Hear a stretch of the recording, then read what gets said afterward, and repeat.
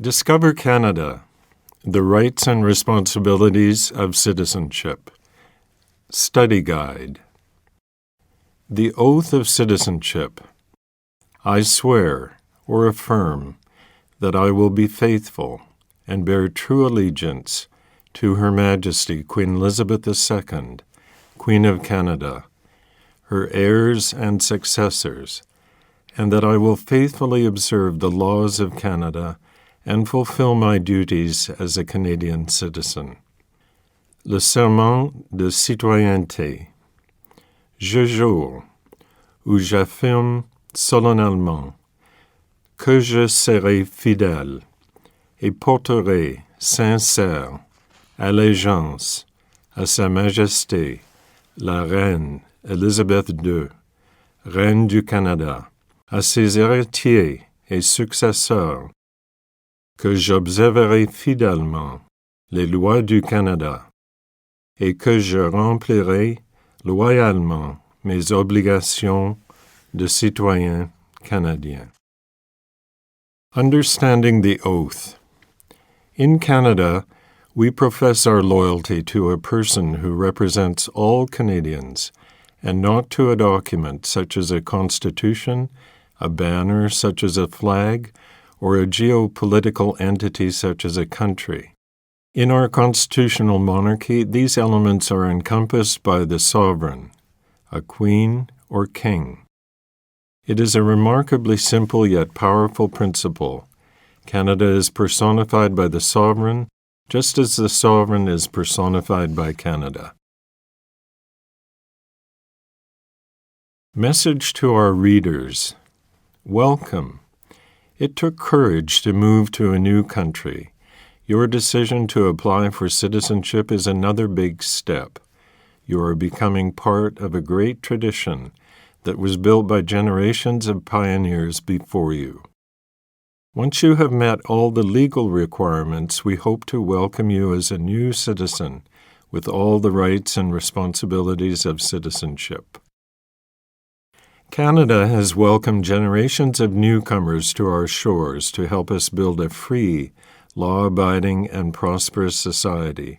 For 400 years, settlers and immigrants have contributed to the diversity and richness of our country, which is built on a proud history and a strong identity. Canada is a constitutional monarchy, a parliamentary democracy, and a federal state.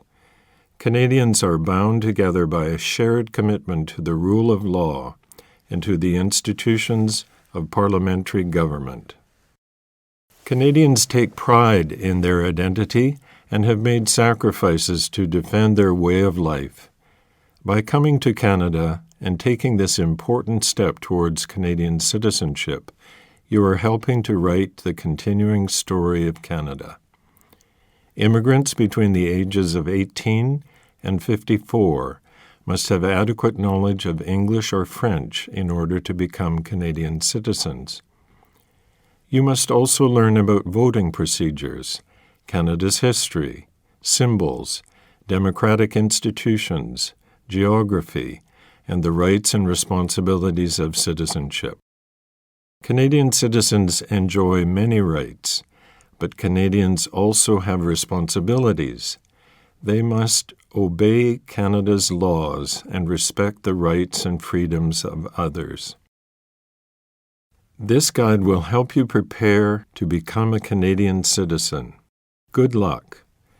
For information about Citizenship and Immigration Canada, visit our website at www.cic.gc.ca.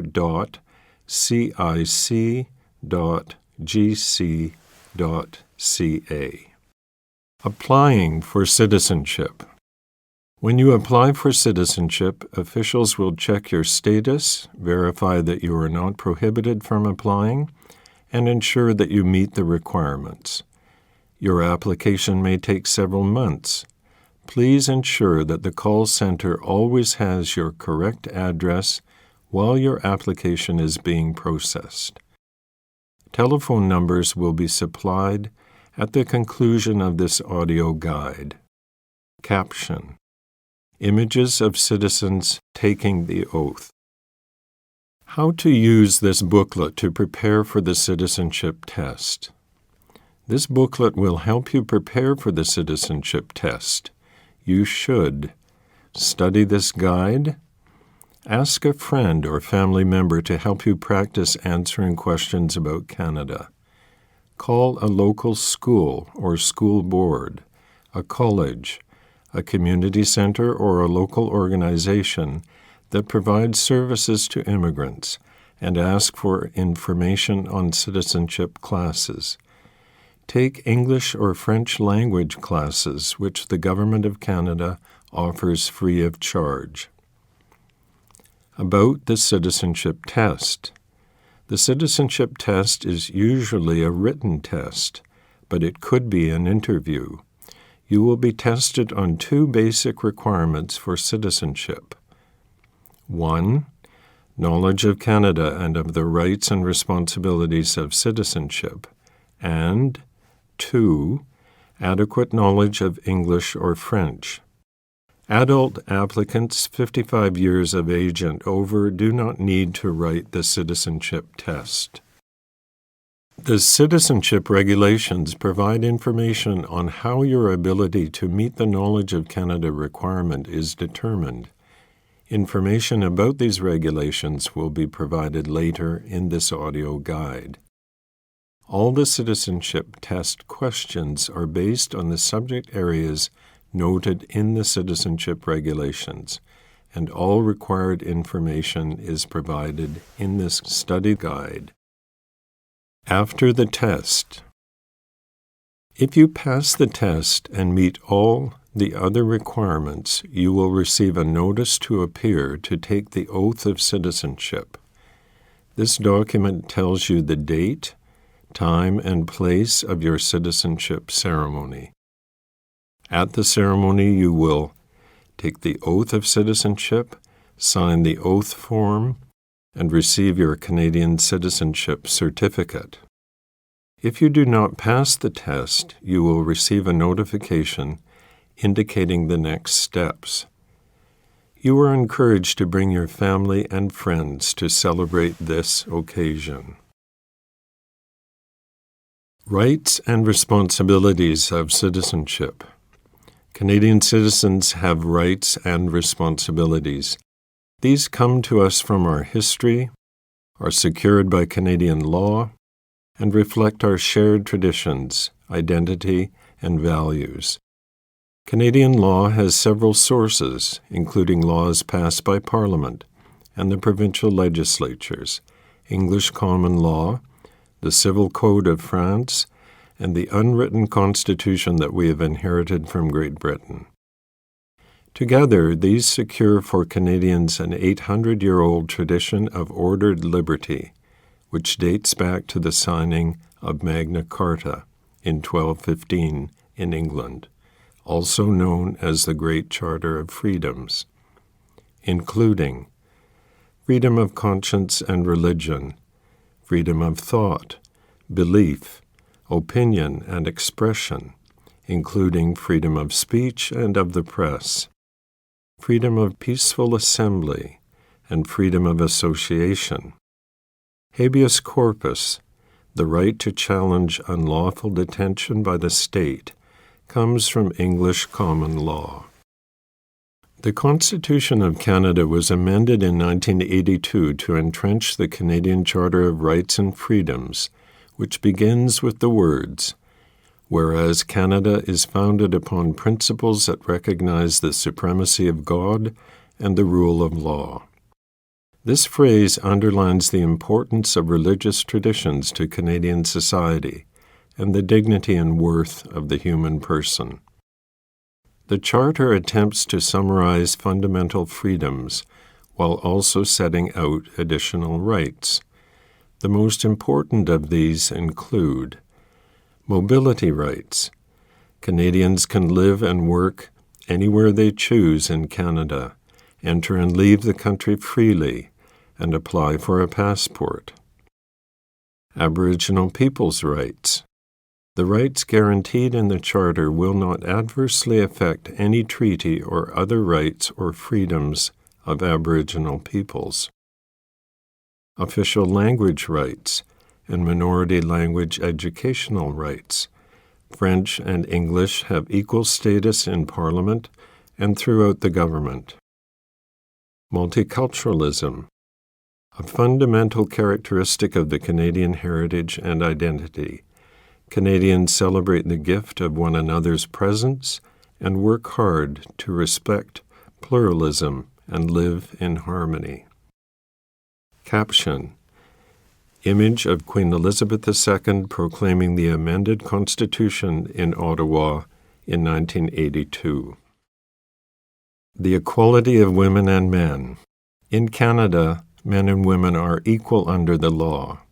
Canada's openness and generosity do not extend to barbaric cultural practices that tolerate spousal abuse, honor killings, female genital mutilation, forced marriage, or other gender-based violence. Those guilty of these crimes are severely punished under Canada's criminal laws. Citizenship responsibilities. In Canada, rights come with responsibilities. These include obeying the law. One of Canada's founding principles is the rule of law. Individuals and governments are regulated by laws and not by arbitrary actions. No person or group is above the law. Taking responsibility for oneself and one's family, getting a job, taking care of one's family, and working hard in keeping with one's abilities are important Canadian values. Work contributes to personal dignity and self-respect, and to Canada's prosperity. Serving on a jury. When called to do so, you are legally required to serve. Serving on a jury is a privilege that makes the justice system work, as it depends on impartial juries made up of citizens. Voting in elections. The right to vote comes with the responsibility to vote in federal, provincial, or territorial and local elections. Helping others in the community. Millions of volunteers freely donate their time to help others without pay by helping people in need, assisting at your child's school, volunteering at a food bank or other charity, or encouraging newcomers to integrate. Volunteering is an excellent way to gain useful skills and develop friends and contacts. Protecting and enjoying our heritage and environment.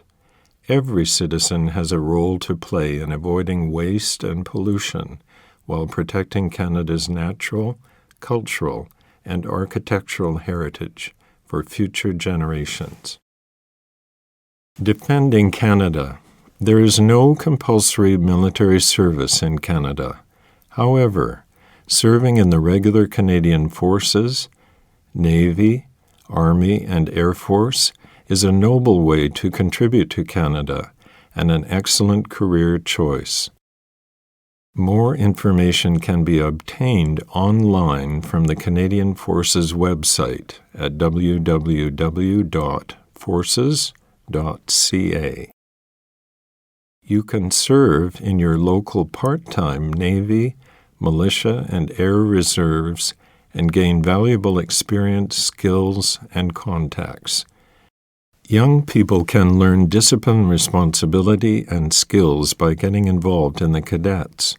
More information can be obtained online from the Canadian Cadet Organization's website at www.cadets.ca.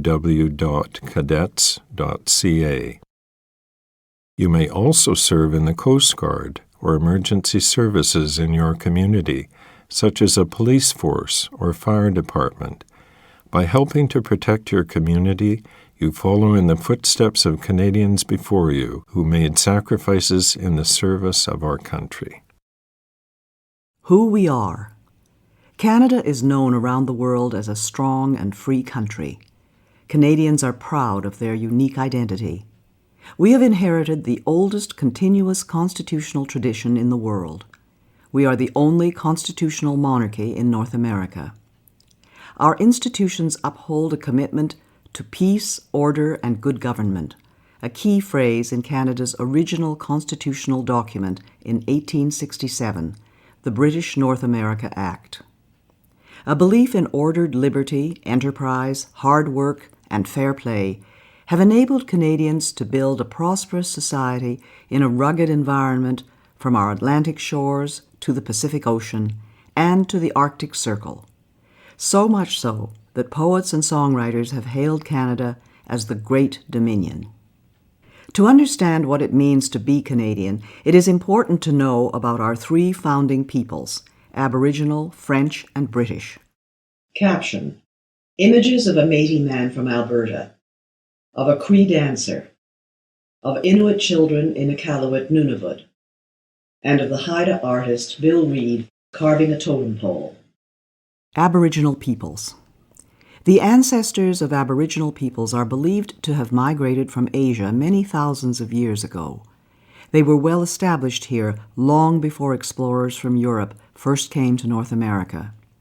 Diverse, vibrant First Nations cultures were rooted in religious beliefs about their relationship to the Creator, the natural environment, and each other. Aboriginal and treaty rights are in the Canadian Constitution. Territorial rights were first guaranteed through the Royal Proclamation of 1763 by King George III and established the basis for negotiating treaties with newcomers, treaties that were not always fully respected.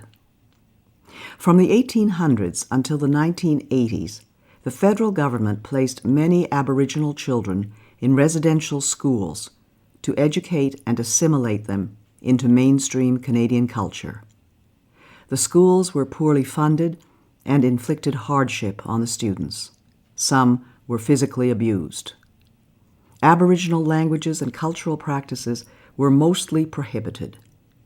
In 2008, Ottawa formally apologized to the former students.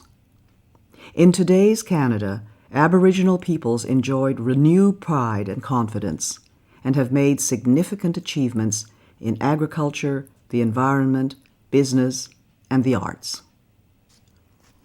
Today, the term Aboriginal peoples refer to three distinct groups.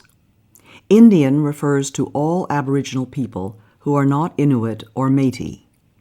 In the 1970s, the term First Nations began to be used. Today, about half of First Nations people live on reserve land in about 600 communities, while the other half live off-reserve, mainly in urban centers. The Inuit, which means the people in the Inuktitut language, live in small, scattered communities across the Arctic. Their knowledge of the land, sea, and wildlife enabled them to adapt to one of the harshest environments on Earth. The Métis are a distinct people of mixed Aboriginal and European ancestry, the majority of whom live in the Prarie provinces. They come from both French and English-speaking backgrounds and speak their own dialect, Michif. About 65% of the Aboriginal people are First Nations, while 30% are Métis and 4% Inuit. Unity in diversity. John Buchan, the first Baron Tweedsmuir, was a popular Governor-General of Canada in 1935 to 1940. In a speech to the Canadian Club of Halifax in 1937, he noted that immigrant groups should retain their individuality and each make its contribution to the national character. Each could learn from the other, and while they cherish their own special loyalties and traditions, they cherish not less that new loyalty and tradition which springs from their union. The 15th Governor-General is shown in blood Kainai First Nation headdress. Caption: Images of the St. Patrick's Day Parade in Montreal, Quebec. A Highland dancer in Maxville, Ontario. A family celebrating Fête Nationale in Gatineau, Quebec. And of an Acadian fiddler in village of Grand'Anse, New Brunswick. English and French. Canadian society today stems largely from the English-speaking and French-speaking Christian civilizations that were brought here from Europe by settlers. English and French define the reality of day-to-day life for most people and are the country's official languages. The federal government is required by law to provide services throughout Canada in English and French. Today, there are 18 million Anglophones, people who speak English as a first language, and 7 million Francophones, people who speak French as their first language. While the majority of Francophones live in the province of Quebec, 1 million Francophones live in Ontario, New Brunswick, and Manitoba, with a smaller presence in other provinces. New Brunswick is the only officially bilingual province.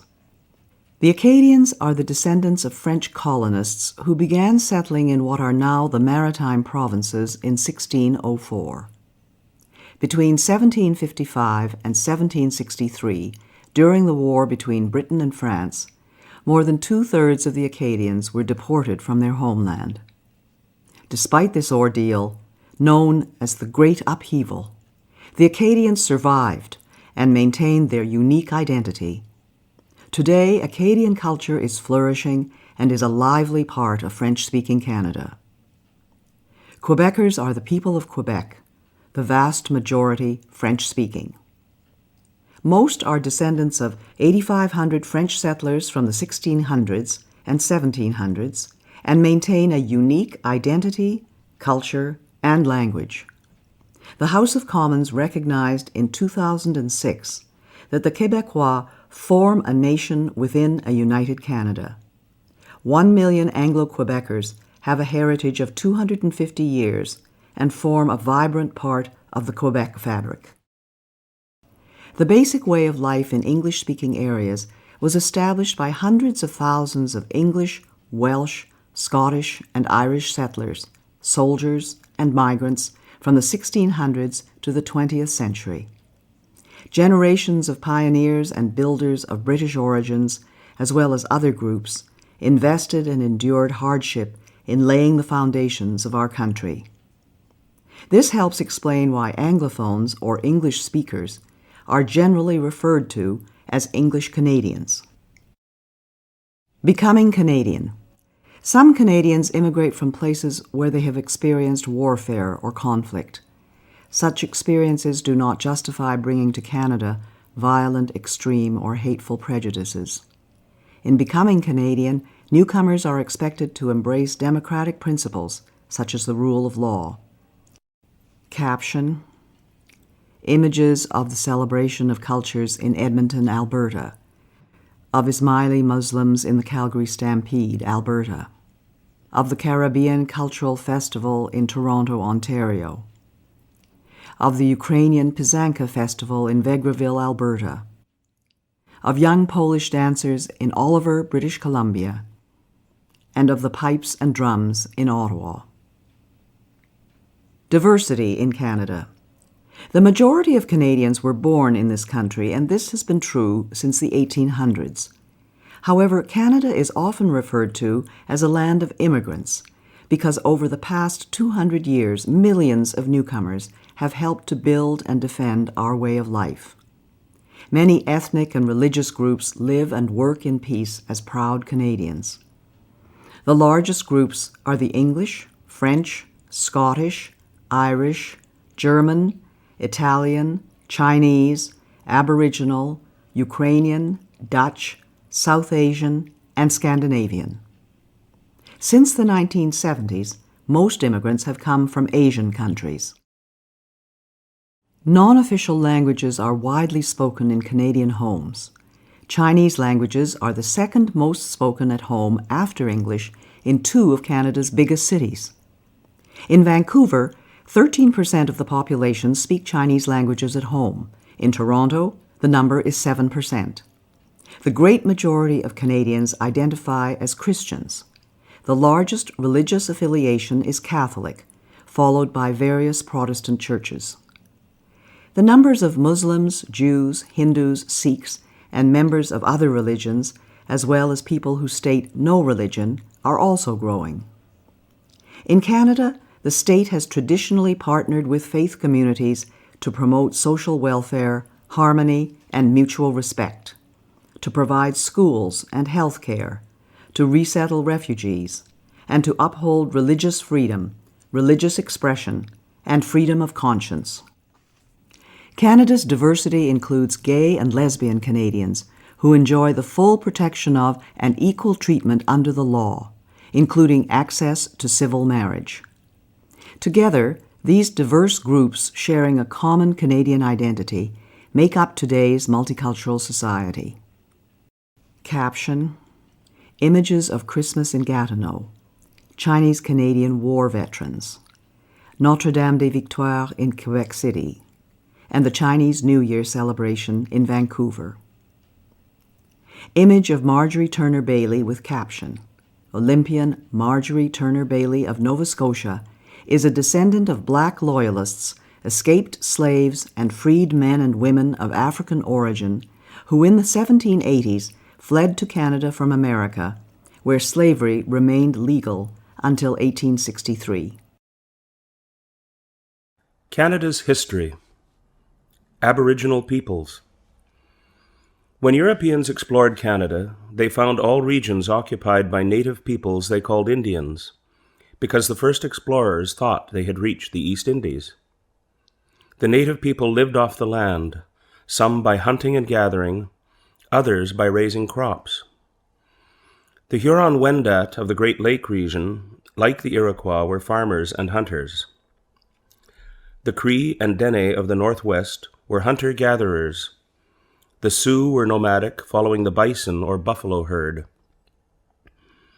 The Inuit lived off Arctic wildlife. West Coast natives preserved fish by drying and smoking. Warfare was common among Aboriginal groups as they competed for land, resources, and prestige. The arrival of the European traders, missionaries, soldiers, and colonists changed the native way of life forever. Large numbers of Aboriginals died of European diseases to which they lacked immunity. However, Aboriginals and Europeans formed strong economic, religious, and military bonds in the first 200 years of coexistence, which laid the foundations of Canada. Caption: Image of an Indian encampment during fur trade era. The first Europeans. The Vikings from Iceland who colonized Greenland 1,000 years ago also reached Labrador and the island of Newfoundland. The remains of their settlement, L'Anse aux Meadows, are a World Heritage Site. European exploration began in earnest in 1497 with the expedition of John Cabot, who was the first to draw a map of Canada's east coast. Image of John Cabot with caption: John Cabot, an Italian immigrant to England, was the first to map Canada's Atlantic shore, setting foot on Newfoundland, or Cape Breton Island, in 1497, and claiming the new-found land for England. English settlement did not begin until 1610. Exploring a river, naming Canada. Between 1534 and 1542, Jacques Cartier made 3 voyages across the Atlantic, claiming the land for King Francis I of France. Cartier heard 2 captured guides speak the Iroquoian word Anata, meaning village. By the 1550s, the name of Canada began appearing on maps. Image of Jacques Cartier with caption: Jacques Cartier was the first European to explore the St. Lawrence River and to set eyes on present-day Quebec City and Montreal. Royal New France. In 1604, the first European settlement north of Florida was established by French explorers Pierre de Monts and Samuel de Champlain. First on St. Croix Island in present-day Maine, then at Port Royal in Acadia, present-day Nova Scotia. In 1608, Champlain built a fortress at what is now Quebec City. The colonists struggled against a harsh climate. Champlain allied the colony with the Algonquin, Montagnais, and Huron, historic enemies of the Iroquois, a confederation of 5, later 6, First Nations who battled with the French settlements for a century. The French and the Iroquois made peace in 1701. The French and Aboriginal people collaborated in the vast fur trade economy driven by the demand for beaver pelts in Europe. Outstanding leaders like Jean Talon, Bishop Laval, and Count Frontenac built a French empire in North America that reached from Hudson Bay to the Gulf of Mexico. Image of Count Frontenac with caption. Count Frontenac refused to surrender Quebec to the English in 1690, saying, "My only reply will be from the mouths of my cannons." Image of Pierre Le Moyne with caption. Pierre Le Moyne, Sieur d'Iberville, was a great hero of New France, winning many victories over the English, from James Bay in the north to Navy in the Caribbean in the late 17th and early 18th centuries. Struggle for a continent. In 1670, King Charles II of England granted the Hudson's Bay Company exclusive trading rights over the watershed draining into Hudson Bay. For the next 100 years, the company competed with Montreal-based traders. The skilled and courageous men who traveled by canoe were called voyageurs and coureurs des bois, and formed strong alliances with First Nations. English colonies along the Atlantic seaboard dating from the early 1600s eventually became richer and more populous than New France. In the 1700s, France and Great Britain battled for control of North America. In 1759, the British defeated the French in the Battle of the Plains of Abraham at Quebec City, marking the end of France's empire in America. The commanders of both armies, Brigadier James Wolfe and the Marquis de Montcalm, were killed leading their troops in battle. The province of Quebec. Following the war, Great Britain renamed the colony the Province of Quebec. The French-speaking Catholic people, known as habitants or Canadiens, strove to preserve their way of life in the English-speaking Protestant-ruled British Empire. A tradition of accommodation. To better govern the French Roman Catholic majority, the British Parliament passed the Quebec Act of 1774. One of the constitutional foundations of Canada, the Quebec Act, accommodated the principles of British institutions to the reality of the province. It allowed religious freedom for Catholics and permitted them to hold public office, a practice not then allowed in Britain. The Quebec Act restored French civil law while maintaining British criminal law. Image of Sir Guy Carleton with caption. Sir Guy Carleton, also called Lord Dorchester, as governor of Quebec, defended the rights of the Canadiens, defeated an American military invasion of Quebec in 1775, and supervised the Loyalist migration to Nova Scotia and Quebec in 1782 and 83. United Empire Loyalists. In 1776, the 13 British colonies to the south of Quebec declared independence and formed the United States. North America was again divided by war.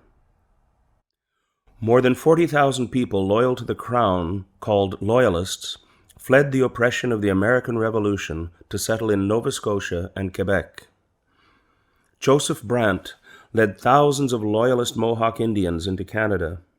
The Loyalists came from Dutch, German, British, Scandinavian, Aboriginal, and other origins, and from Presbyterian, Anglican, Baptist, Methodist, Jewish, Quaker, and Catholic religious backgrounds.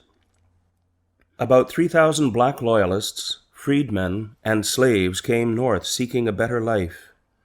In turn, in 1792, some black Nova Scotians who were given poor land moved on to establish Freetown, Sierra Leone, West Africa, a new British colony for freed slaves. The beginnings of democracy. Democratic institutions developed gradually and peacefully. The first representative assembly was elected in Halifax, Nova Scotia in 1758. Prince Edward Island followed in 1773, New Brunswick in 1785. The Constitutional Act of 1791 divided the province of Quebec into Upper Canada, later Ontario, which was mainly Loyalist, Protestant and English-speaking, and Lower Canada, later Quebec, heavily Catholic and French-speaking. The Act also granted to the Canadas, for the first time, legislative assemblies elected by the people. The name Canada also became official at this time and has been used ever since.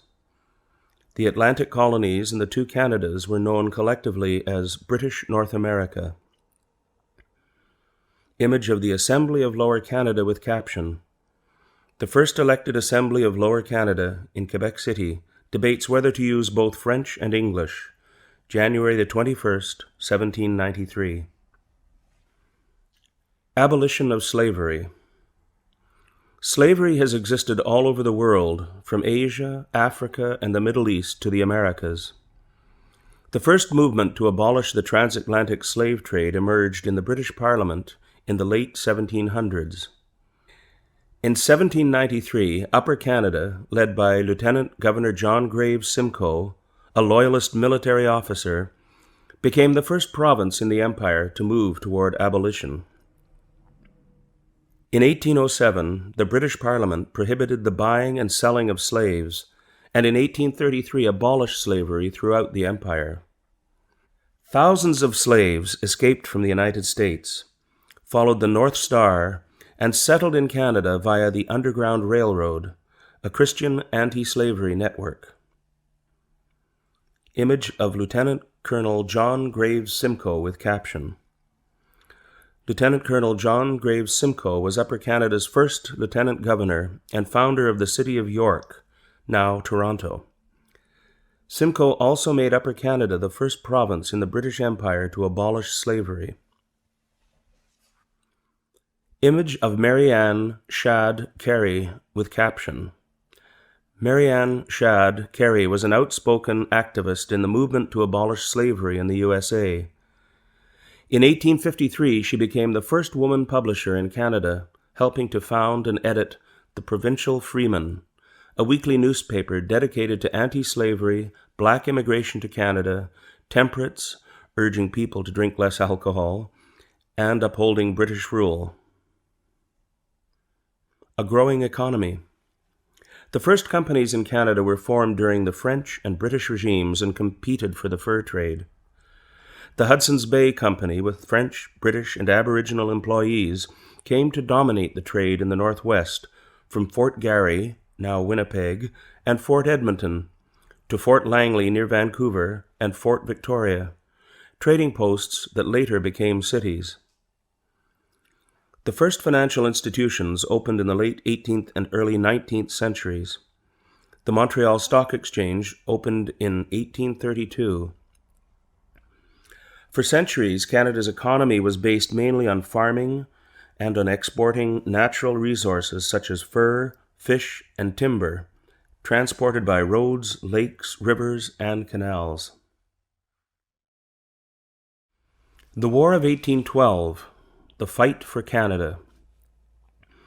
After the defeat of Napoleon Bonaparte's fleet in the Battle of Trafalgar in 1805, the Royal Navy ruled the waves. The British Empire, which included Canada, fought to resist Bonaparte's bid to dominate Europe. This led to American resentment at British interference with their shipping. Believing it would be easy to conquer Canada, the United States launched an invasion in June 1812. The Americans were mistaken.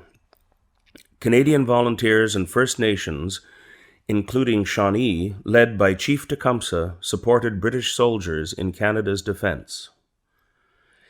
In July, Major General Sir Isaac Brock captured Detroit but was killed while defending against an American attack at Queenston Heights near Niagara Falls, a battle the Americans lost.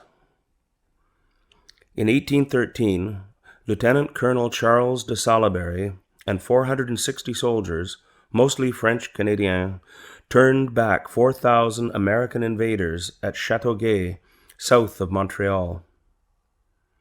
In 1813, the Americans burned Government House and the Parliament buildings in York, now Toronto. In retaliation, in 1814, Major General Robert Ross led an expedition from Nova Scotia that burned down the White House and other public buildings in Washington, D.C. Ross died in battle soon afterwards and was buried in Halifax with full military honors.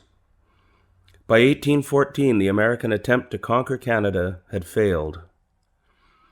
The British paid for a costly Canadian defense system, including the citadels at Halifax and Quebec City, the naval dry dock at Halifax and Fort Henry at Kingston, today popular historic sites. The present-day Canada-USA border is partly an outcome of the War of 1812, which ensured that Canada would remain independent of the United States. Image of a Royal Navy frigate with caption, HMS Shannon, a Royal Navy frigate, leads the captured USS Chesapeake into Halifax Harbor, 1813. There were also naval battles on the Great Lakes. Image of Brock and Tecumseh with caption, Major General Sir Isaac Brock and Chief Tecumseh. Together, British troops, First Nations, and Canadian volunteers defeated an American invasion in 1812 to 1814. Image of a militiaman with caption, French-Canadian militiaman helped defend Canada in the War of 1812. Image of the Duke of Wellington with caption, The Duke of Wellington sent some of his best soldiers to defend Canada in 1814. He then chose Bytown, Ottawa, as the endpoint of the Rideau Canal, part of a network of forts to prevent the USA from invading Canada again. Wellington, who defeated Napoleon in 1815, therefore played a direct role in founding the national capital.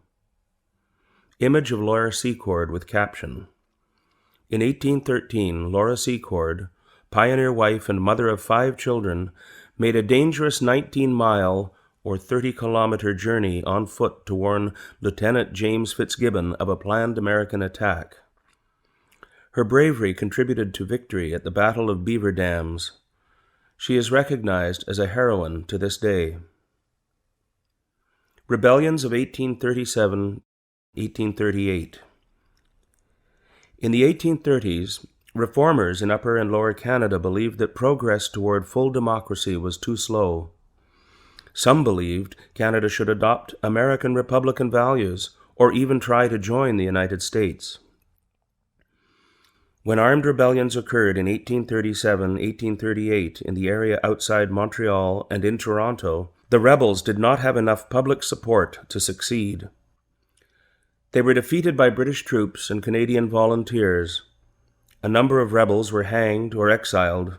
Some exiles later returned to Canada. Lord Durham, an English reformer sent to report on the rebellions, recommended that Upper and Lower Canada be merged and given responsible government. This meant that the ministers of the Crown must have the support of a majority of the elected representatives in order to govern. Controversially, Lord Durham also said that the quickest way for the Canadiens to achieve progress was to assimilate into English-speaking Protestant culture. This recommendation demonstrated a complete lack of understanding of French Canadians, who sought to uphold the distinct identity of French Canada. Some reformers, including Sir Etienne Paschal-Taché and Sir Georges-Étienne Cartier, later became fathers of Confederation, as did a former member of the voluntary government militia in Upper Canada, Sir John A. Macdonald. Responsible government. In 1840, Upper and Lower Canada were united as the province of Canada. Reformers such as Sir Louis Hippolyte Lafontaine and Robert Baldwin, in parallel with Joseph Howe in Nova Scotia, worked with British governors toward responsible government. The first British North American colony to attain full responsible government was Nova Scotia in 1847 to 1848. In 1848 and 1849, the governor of United Canada, Lord Elgin, with encouragement from London, introduced responsible government. This is the system that we have today. If the government loses a confidence vote in the Assembly, it must resign. Lafontaine, a champion of democracy and French language rights, became the first leader of a responsible government in the Canadas. Image of Sir Louis Hippolyte Lafontaine with caption, Sir Louis Hippolyte Lafontaine, a champion of French language rights, became the first head of a responsible government, similar to a prime minister, in Canada in 1849. Confederation. From 1864 to 1867, representatives of Nova Scotia, New Brunswick, and the province of Canada, with British support, worked together to establish a new country. These men are known as the Fathers of Confederation. They created two levels of government, federal and provincial. The old province of Canada was split into two new provinces, Ontario and Quebec, which together with New Brunswick and Nova Scotia formed the new country called the Dominion of Canada. Each province would elect its own legislature and have control of such areas as education and health. The British Parliament passed the British North America Act in 1867. The Dominion of Canada was officially born on July 1, 1867. Until 1982, July 1st was celebrated as Dominion Day to commemorate the day that Canada became a self-governing dominion. Today, it is officially known as Canada Day. Image of the Fathers of Confederation with caption, The Fathers of Confederation established the Dominion of Canada on July 1, 1867, the birth of the country that we know today. Image of Dominion of Canada $1 bill with caption, Dominion of Canada $1 bill, 1923, showing King George V, who assigned Canada's national colours, white and red, in 1921, the colours of our national flag today. Dominion from sea to sea. Sir Leonard Tilley, an elected official and father of Confederation from New Brunswick, suggested the term Dominion of Canada in 1864. He was inspired by Psalm 72 in the Bible, which refers to dominion from sea to sea and from the river to the ends of the earth. This phrase embodied the vision of building a powerful, united, wealthy, and free country that spanned a continent. The title was written into the Constitution, was used officially for about 100 years, and remains part of our heritage today. Expansion of the Dominion. The following list identifies when the provinces and territories became part of Canada. 1867, Ontario, Quebec, Nova Scotia, and New Brunswick. 1870, Manitoba and the Northwest Territories. 1871, British Columbia. 1873, Prince Edward Island. 1880, the Arctic Islands were transferred to the Northwest Territories. 1898, the Yukon Territory. 1905, Alberta and Saskatchewan. 1949, Newfoundland and Labrador. 1999, Nunavut. Did you know? In the 1920s, some believed that the British West Indies, British territories in the Caribbean Sea, should become part of Canada. This did not occur, though Canada and Commonwealth Caribbean countries and territories enjoy close ties today. Canada's first Prime Minister. In 1867, Sir John Alexander Macdonald, a father of Confederation, became Canada's first Prime Minister. Born in Scotland on January 11, 1815, he came to Upper Canada as a child. He was a lawyer in Kingston, Ontario, a gifted politician, and a colourful personality. Parliament has recognized January the 11th as Sir John A. Macdonald Day. His portrait is on the $10 bill. Caption: Image of Sir John Macdonald. Sir George Etienne Cartier was the key architect of Confederation from Quebec. A railway lawyer, Montrealer, close ally of Macdonald and patriotic Canadien, Cartier led Quebec into Confederation and helped negotiate the entry of the Northwest Territories, Manitoba, and British Columbia into Canada. Challenge in the West. When Canada took over the vast northwest region from the Hudson's Bay Company in 1869, the 12,000 Métis of the Red River were not consulted. In response, Louis Riel led an armed uprising and seized Fort Garry, the territorial capital. Canada's future was in jeopardy.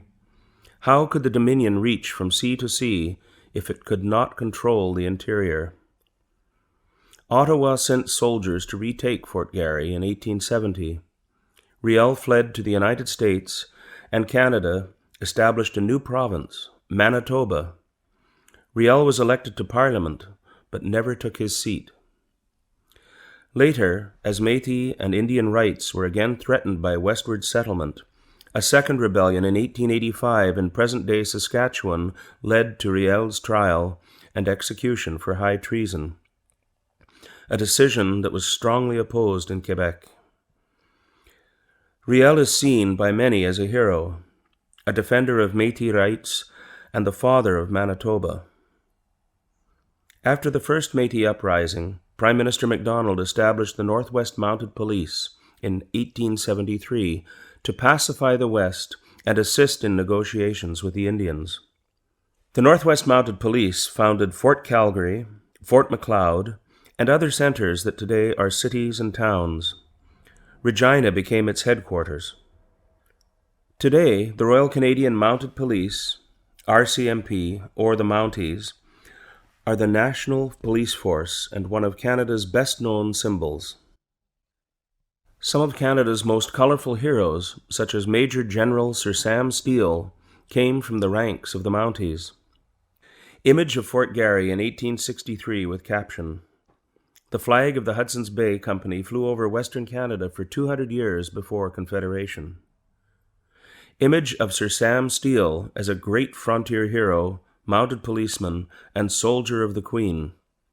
Image of Gabriel Dumont as part of the Métis resistance. Gabriel Dumont was the Métis' greatest military leader. A railway from sea to sea. British Columbia joined Canada in 1871 after Ottawa promised to build a railway to the west coast. On November 7, 1885, a powerful symbol of unity was completed when Donald Smith, Lord Strathcona, the Scottish-born director of the Canadian Pacific Railway, or CPR, drove the last spike. The project was financed by British and American investors and built by both European and Chinese labor. Afterwards, the Chinese were subject to discrimination, including the head tax, a race-based entry fee. The Government of Canada apologized in 2006 for this discriminatory policy. After many years of heroic work, the CPR's ribbons of steel fulfilled a national dream. Image of a train and crew members with caption: "Members of the train crew pose with a westbound Pacific Express at the first crossing of the Illecillewa River near Glacier in British Columbia in 1886. Image of a Chinese workers' camp on the CPR, Kamloops, in British Columbia in 1886. Moving westward. Canada's economy grew and became more industrialized during the economic boom of the 1890s and early 1900s. 1 million British and 1 million Americans immigrated to Canada at this time. Sir Wilfrid Laurier became the first French-Canadian Prime Minister since Confederation and encouraged immigration to the West. His portrait is on the $5 bill. The railway made it possible for immigrants, including 170,000 Ukrainians, 115,000 Poles, and tens of thousands from Germany, France, Norway, and Sweden to settle in the West before 1914 and develop a thriving agricultural sector. The First World War. Most Canadians were proud to be part of the British Empire. Over 7,000 volunteered to fight in the South African War from 1899 to 1902, popularly known as the Boer War, and over 260 died. In 1900, Canadians took part in the battles of Paardeberg, Horse Mountain, and Lillefontaine. victories that strengthened national pride in Canada. When Germany attacked Belgium and France in 1914 and Britain declared war, Ottawa formed the Canadian Expeditionary Force, later the Canadian Corps. More than 600,000 Canadians served in the war, most of them volunteers, out of a total population of 8 million. On the battlefield, the Canadians proved to be tough, innovative soldiers. Canada shared in the tragedy and triumph of the Western Front. The Canadian Corps captured Vimy Ridge in April 1917 with 10,000 killed or wounded, securing the Canadians' reputation for valor as the shock troops of the British Empire. One Canadian officer said, "It was Canada from the Atlantic to the Pacific on parade. In those few minutes, I witnessed the birth of a nation." April 9th is celebrated as Vimy Day. Regrettably, from 1914 to 1920, Ottawa interned over 8,000 former Austro-Hungarian subjects, mainly Ukrainian men, as enemy aliens in 24 labor camps across Canada, even though Britain advised against the policy. In 1918, under the command of General Sir Arthur Currie, Canada's greatest soldier, the Canadian Corps advanced alongside the French and British Empire troops in the last 100 days. These included the victorious Battle of Amiens on August 8, 1918, which the Germans called the Black Day of the German Army, followed by Arras, Canal du Nord, Cambrai, and Mons. With Germany and Austria's surrender, the war ended in the armistice on November 11, 1918. In total, 60,000 Canadians were killed and 170,000 wounded. The war strengthened both national and imperial pride, particularly in English Canada. Captions: Image of a sergeant, Fort Garry Horse of the Canadian Expeditionary Force in 1916. Image of Sir Arthur Currie, a reserve officer who became Canada's greatest soldier. Image of a cap badge with caption, "Maple Leaf Cap Badge from the First World War." Canada's soldiers began using the maple leaf in the 1850s. Image of the Vimy Memorial with caption, "The Vimy Memorial in France honors those who served and died in the Battle of Vimy Ridge on April 9, 1917, the first British victory of the First World War." Women get the vote. At the time of Confederation, the vote was limited to property-owning adult white males. This was common in most democratic countries at the time. The effort by women to achieve the right to vote is known as the women's suffrage movement. Its founder in Canada was Dr. Emily Stowe, the first Canadian woman to practice medicine in Canada. In 1916, Manitoba became the first province to grant voting rights to women. In 1917, thanks to the leadership of women such as Dr. Stowe and other suffragettes, the federal government of Sir Robert Borden gave women the right to vote in federal elections, first to nurses at the battlefront, then to women who were related to men in active wartime service.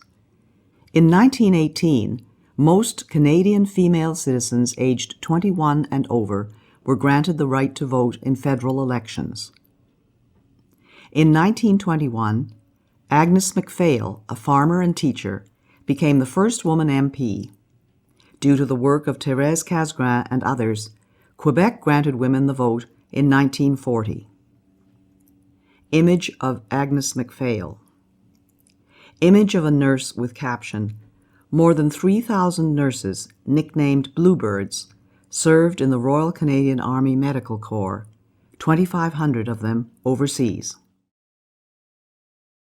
Canadians remember the sacrifices of our veterans and brave fallen in all wars up to the present day in which Canadians took part, each year on November 11th, Remembrance Day. Canadians wear the red poppy and observe a moment of silence at the 11th hour of the 11th day of the 11th month to honor the sacrifices of over 1 million brave men and women who have served and the 110,000 who have given their lives. Canadian Medical Officer Lieutenant Colonel John McCrae composed the poem In Flanders Fields in 1915. It is often recited on Remembrance Day. In Flanders fields, the poppies blow between the crosses, row on row that mark our place, and in the sky the larks, still bravely singing, fly scarce heard amid the guns below.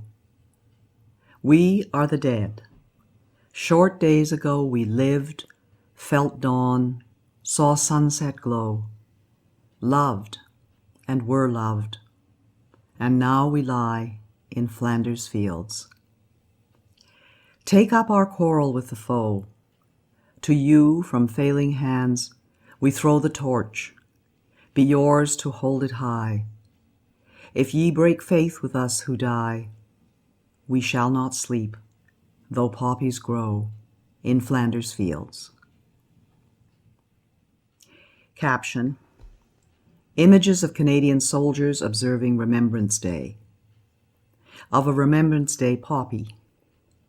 Of a Canadian War veteran. And of scouts holding a Remembrance Day wreath. Between the wars. After the First World War, the British Empire evolved into a free association of states known as the British Commonwealth of Nations. Canada remains a leading member of the Commonwealth to this day, together with other successor states of the Empire such as India, Australia, New Zealand, and several African and Caribbean countries. The Roaring Twenties were boom times with prosperity for businesses and low unemployment. The stock market crash of 1929, however, led to the Great Depression, or the Dirty Thirties. Unemployment reached 27% in 1933, and many businesses were wiped out. Farmers in Western Canada were hit hardest by low grain prices and a terrible drought. There was growing demand for the government to create a social safety net with minimum wages, a standard work week, and programs such as unemployment insurance. The Bank of Canada, a central bank to manage the money supply and bring stability to the financial system, was created in 1934.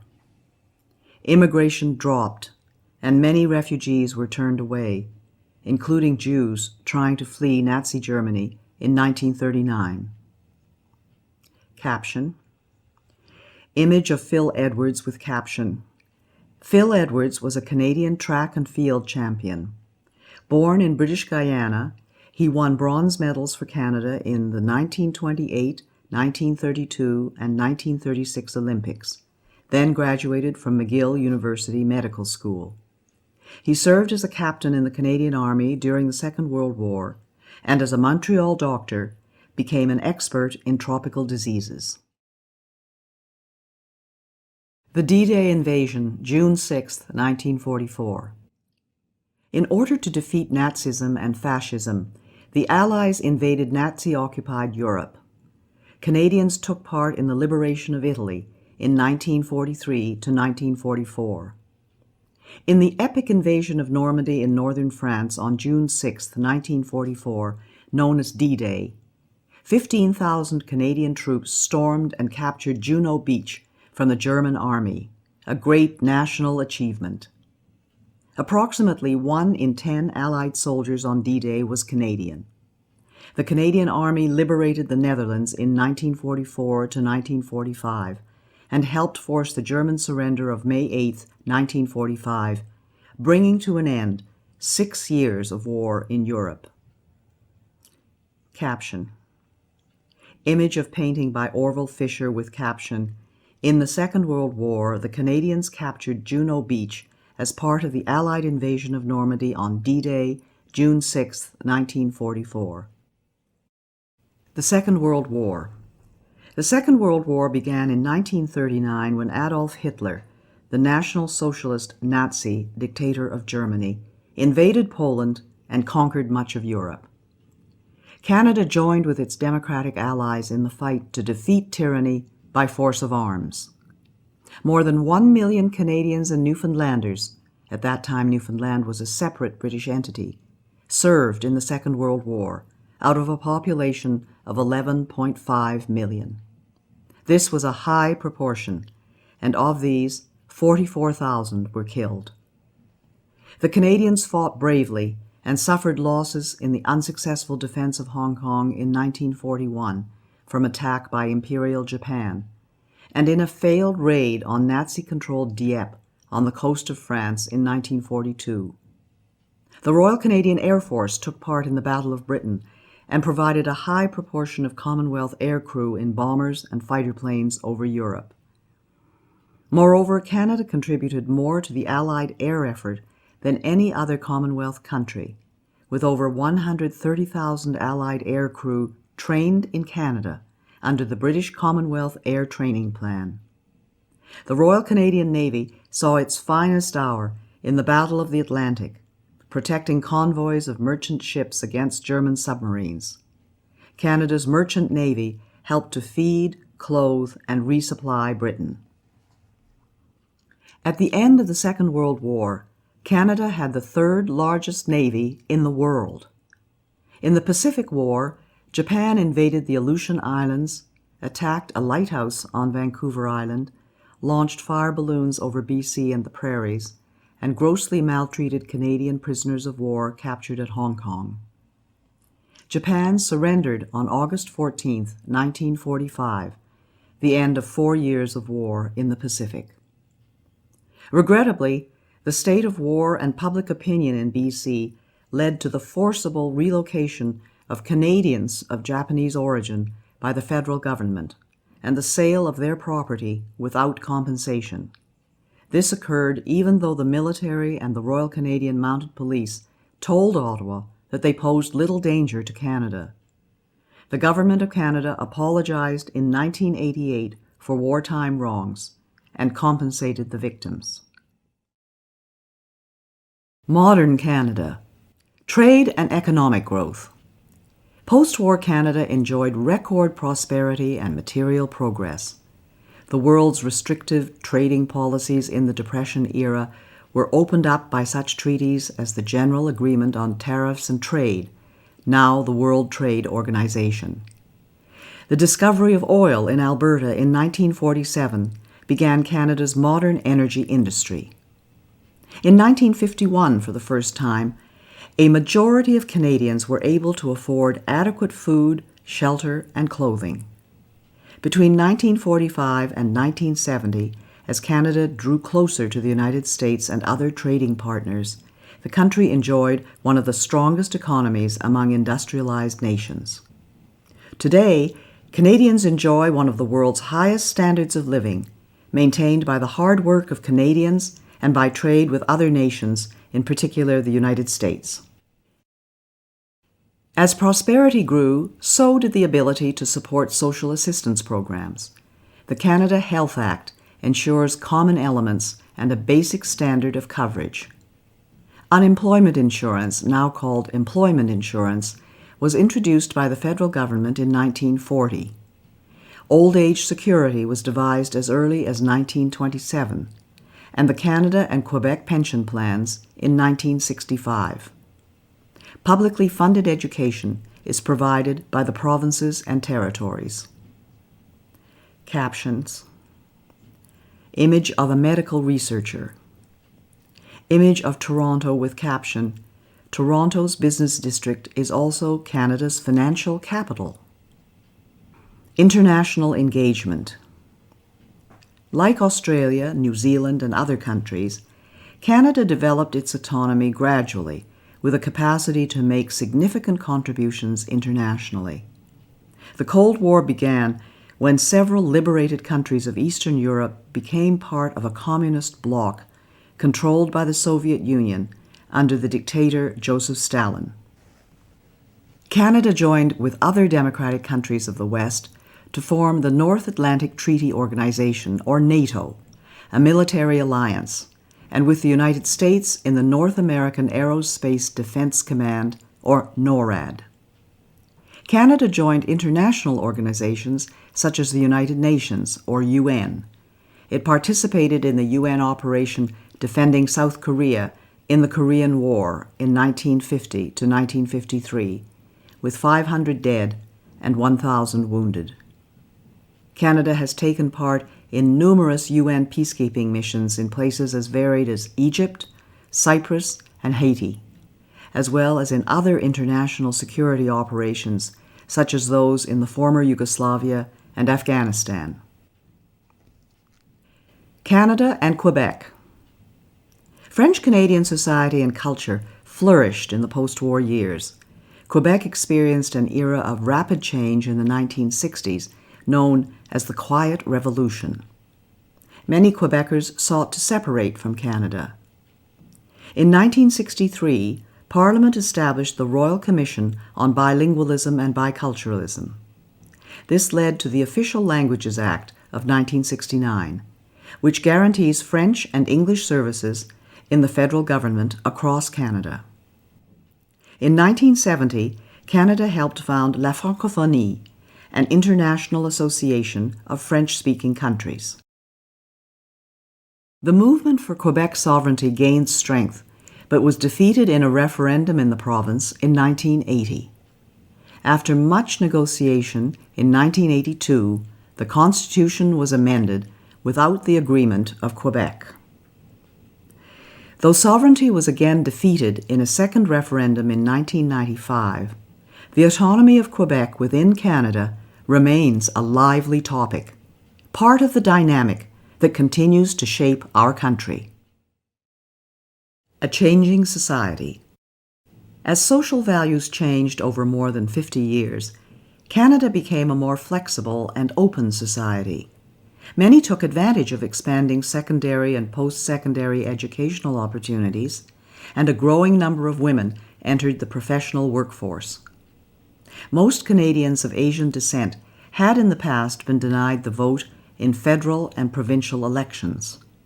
In 1948, the last of these, the Japanese Canadians, gained the right to vote. Aboriginal people were granted the vote in 1960. Today, every citizen over the age of 18 may vote. Canada welcomed thousands of refugees from communist oppression, including about 37,000 who escaped Soviet tyranny in Hungary in 1956. With the communist victory in the Vietnam War in 1975, many Vietnamese fled, including over 50,000 who sought refuge in Canada. The idea of multiculturalism as a result of 19th and 20th century immigration gained a new impetus. By the 1960s, 1/3 of Canadians had origins that were neither British nor French, and took pride in preserving their distinct culture in the Canadian fabric. Today, diversity enriches Canadians' lives, particularly in our cities. Captions. Images of a Vietnamese Canadian parade and of an F-86 Sabre from the Royal Canadian Air Force. Arts and culture in Canada. Canadian artists have a long history of achievement in which Canadians take pride. Artists from all regions reflect and define our culture and forms of creative expression, and have achieved greatness both at home and abroad. Canadians have made significant contributions to literature in English and in French. Novelists, poets, historians, educators, and musicians have had a significant cultural impact. Men and women of letters included Stephen Leacock, Louis Aymon, Sir Charles G.D. Roberts, Pauline Johnson, Émile Nelligan, Robertson Davies, Margaret Lawrence, and Mordecai Richler. Musicians such as Sir Ernest Macmillan and Healy Willan won renown in Canada and abroad. Writers such as Joy Kagawa, Michael Ondaatje, and Rohinton Mistry have diversified Canada's literary experience. In the visual arts, Canada is historically perhaps best known for the Group of Seven, founded in 1920, who developed a style of painting to capture the rugged wilderness landscapes. Emily Carr painted the forests and Aboriginal artifacts of the West Coast. Les Automatistes of Quebec were pioneers of modern abstract art in the 1950s, most notably Jean-Paul Riopelle. Quebec's Louis-Philippe Hébert was a celebrated sculptor of historical figures. Kainayuk Achivak pioneered modern Inuit art with etchings, prints, and soapstone sculptures. Canada has a long and respected performing arts history, with a network of regional theatres and world-renowned performing arts companies. The films of Denis Arcand have been popular in Quebec and across the country and have won international awards. Other noteworthy Canadian filmmakers include Norman Jewison and Atta Magoyan. Canadian television has had a popular following. Captions: images of Cirque du Soleil and of Tom Thomson's painting The Jack Pine. Sports have flourished as all provinces and territories have produced amateur and professional star athletes and Olympic medal winners. Basketball was invented by Canadian James Naismith in 1891. Many major league sports boast Canadian talent, and in the national sport of ice hockey, Canadian teams have dominated the world. In 1996, at the Olympic Summer Games, Donovan Bailey became a world record sprinter and double Olympic gold medalist. Chantal Petitclerc became a world champion wheelchair racer and Paralympic gold medalist. One of the greatest hockey players of all time, Wayne Gretzky, played for the Edmonton Oilers from 1979 to 1988.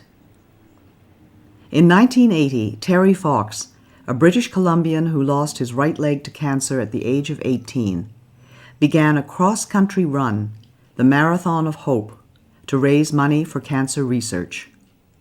He became a hero to Canadians.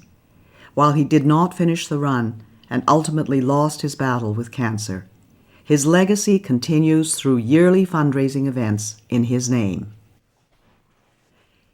In 1985, fellow British Columbian Rick Hansen circled the globe in a wheelchair to raise funds for spinal cord research. Canadian advances in science and technology are world-renowned and have changed the way the world communicates and does business. Marshall McLuhan and Harold Innis were pioneer thinkers. Science and research in Canada have won international recognition and attracted world-class students, academics, and entrepreneurs engaged in medical research, telecommunications, and other fields.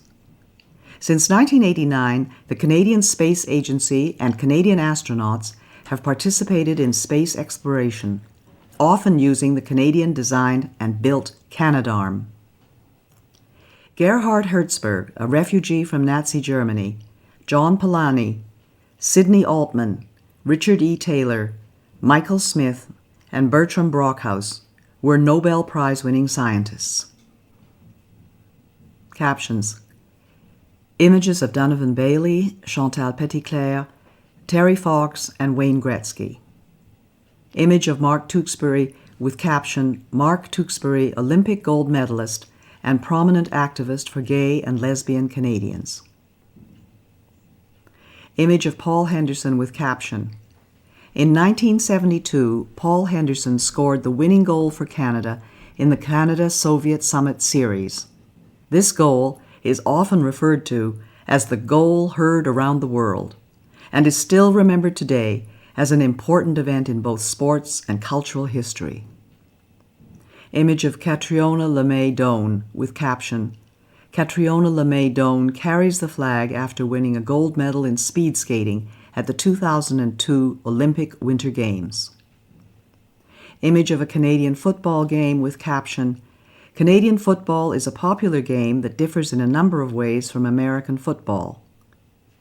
Professional teams in the Canadian Football League, CFL, compete for the Championship Grey Cup, donated by Lord Grey, the Governor-General, in 1909.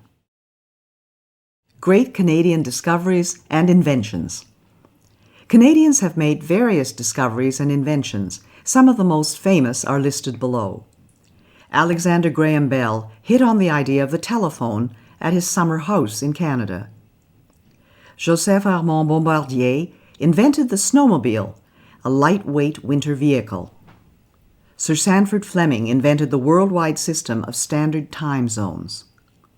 Matthew Evans and Henry Woodward together invented the first electric light bulb and later sold the patent to Thomas Edison, who more famously commercialized the light bulb. Reginald Fessenden contributed to the invention of radio, sending the first wireless voice message in the world. Dr. Wilder Penfield was a pioneering brain surgeon at McGill University in Montreal and was known as the greatest living Canadian. Dr. John A. Hopps invented the first cardiac pacemaker, used today to save the lives of people with heart disorders. Spar Aerospace and the National Research Council invented the Canadarm, a robotic arm used in outer space. Mike Lazaradis and Jim Balsillie of Research in Motion, a wireless communications company known for its most famous invention, the BlackBerry. Caption: Image of Canadian scientific innovation at work with Canadarm2. Image of Sir Frederick Banting with caption: Sir Frederick Banting of Toronto and Charles Best discovered insulin, a hormone to treat diabetes that has saved 16 million lives worldwide. Want to learn more about Canada's history? Visit a museum or national historic site. Through artifacts, works of art, stories, images, and documents, museums explore the diverse events and accomplishments that formed Canada's history. Museums can be found in almost every city and town across Canada. National historic sites are located in all provinces and territories and include such diverse places as battlefields, archaeological sites, buildings, and sacred spaces. To find a museum or national historic site in your community or region, visit the websites of the Virtual Museum of Canada and Parks Canada listed at the end of this guide. The prosperity and diversity of our country depend on all Canadians working together to face challenges of the future. In seeking to become a citizen, you are joining a country that with your active participation will continue to grow and thrive. How will you make your contribution to Canada? How Canadians govern themselves. There are three key facts about Canada's system of government. Our country is a federal state, a parliamentary democracy, and a constitutional monarchy. Caption: Image of Queen Elizabeth II during the opening of the Parliament in 1957. Image of the Parliament Hill in Ottawa. Federal state. There are federal, provincial, territorial, and municipal governments in Canada. The responsibilities of the federal and provincial governments were defined in 1867 in the British North America Act, now known as the Constitution Act, 1867. In our federal state, the federal government takes responsibility for matters of national and international concern. These include defense, foreign policy, interprovincial trade and communications, currency, navigation, criminal law, and citizenship. The provinces are responsible for municipal government, education, health, natural resources, property and civil rights, and highways. The federal government and the provinces share jurisdiction over agriculture and immigration. Federalism allows different provinces to adopt policies tailored to their own populations and gives provinces the flexibility to experiment with new ideas and policies. Every province has its own elected legislative assembly, like the House of Commons in Ottawa. The three northern territories, which have small populations, do not have the status of provinces, but their governments and assemblies carry out many of the same functions. Parliamentary democracy. In Canada's parliamentary democracy, the people elect members to the House of Commons in Ottawa and to the provincial and territorial legislatures. These representatives are responsible for passing laws, approving and monitoring expenditures, and keeping the government accountable. Cabinet ministers are responsible to the elected representatives, which means they must retain the confidence of the House and have to resign if they are defeated in a non-confidence vote. Parliament has three parts: the sovereign, a queen or king, the Senate, and the House of Commons. Provincial legislatures comprise the lieutenant governor and the elected assembly. In the federal government, the Prime Minister selects the cabinet ministers and is responsible for the operations and policy of the government. The House of Commons is the representative chamber made up of members of Parliament elected by the people, traditionally every 4 years. Senators are appointed by the Governor-General on the advice of the Prime Minister and serve until age 75. Both the House of Commons and the Senate consider and review bills, which are proposals for new laws. No bill can become law in Canada until it has been passed by both chambers and has received royal assent, granted by the Governor-General on behalf of the sovereign. Living in a democracy, Canadian citizens have the right and the responsibility to participate in making decisions that affect them. It is important for Canadians aged 18 or more to participate in their democracy by voting in federal, provincial, or territorial and municipal elections. The following are the steps for the legislative process in Canada, or how a bill becomes law. Step 1 is called first reading. The bill is considered read for the first time and is printed. Step 2 is called second reading. In this step, members debate the bill's principle. Step 3 is the committee stage. At this stage, committee members study the bill clause by clause. Step 4 is the report stage. At this stage, members can make other amendments to the bill. Step 5 is called the third reading. At this stage, members debate and vote on the bill. Step 6 is the Senate stage. The bill will follow a similar process in the Senate. Step 7 is called royal assent. The bill receives royal assent after being passed by both houses. Constitutional monarchy. As a constitutional monarchy, Canada's head of state is a hereditary sovereign, a queen or king, who reigns in accordance with the Constitution, the rule of law. The sovereign is a part of Parliament, playing an important non-partisan role as the focus of citizenship and allegiance, most visibly during royal visits to Canada. Her Majesty is a symbol of Canadian sovereignty, a guardian of constitutional freedoms, and a reflection of our history.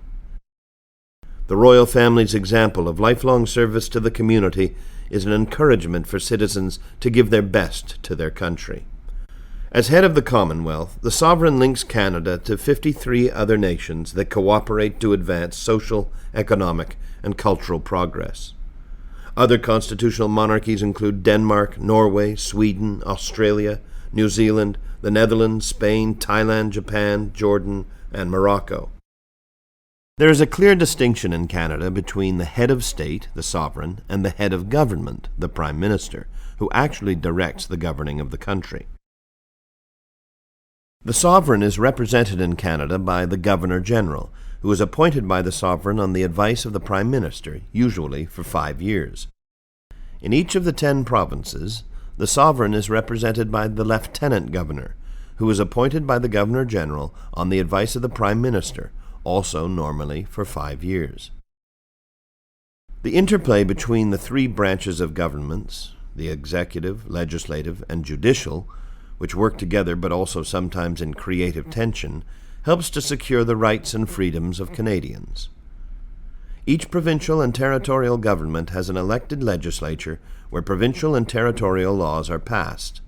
Depending on the province or territory, the members of the legislature are called members of the Legislative Assembly, or MLAs, members of the National Assembly, or MNAs, members of the Provincial Parliament, or MPPs, or members of the House of Assembly, or MHAs. In each province, the Premier has a role similar to that of the Prime Minister in the federal government, just as the Lieutenant Governor has a role similar to that of the Governor-General. In the 3 territories, the Commissioner represents the federal government and plays a ceremonial role. Caption: Image of the Governor-General David Johnston, Canada's 28th Governor-General since the Confederation. Canada's system of government. Parliament is comprised of 3 elements: the sovereign, who is represented in Canada by the Governor-General, the Senate, which is appointed on the Prime Minister's recommendation, and the House of Commons, which is elected by voters.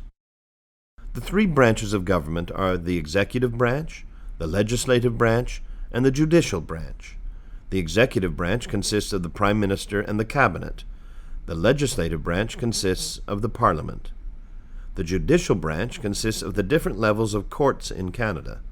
At the highest level, there is the Supreme Court of Canada, which consists of 9 judges that are appointed by the Governor-General. The Federal Court of Canada and the provincial courts are also part of the judiciary.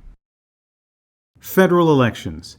Canadians vote in elections for the people they want to represent them in the House of Commons.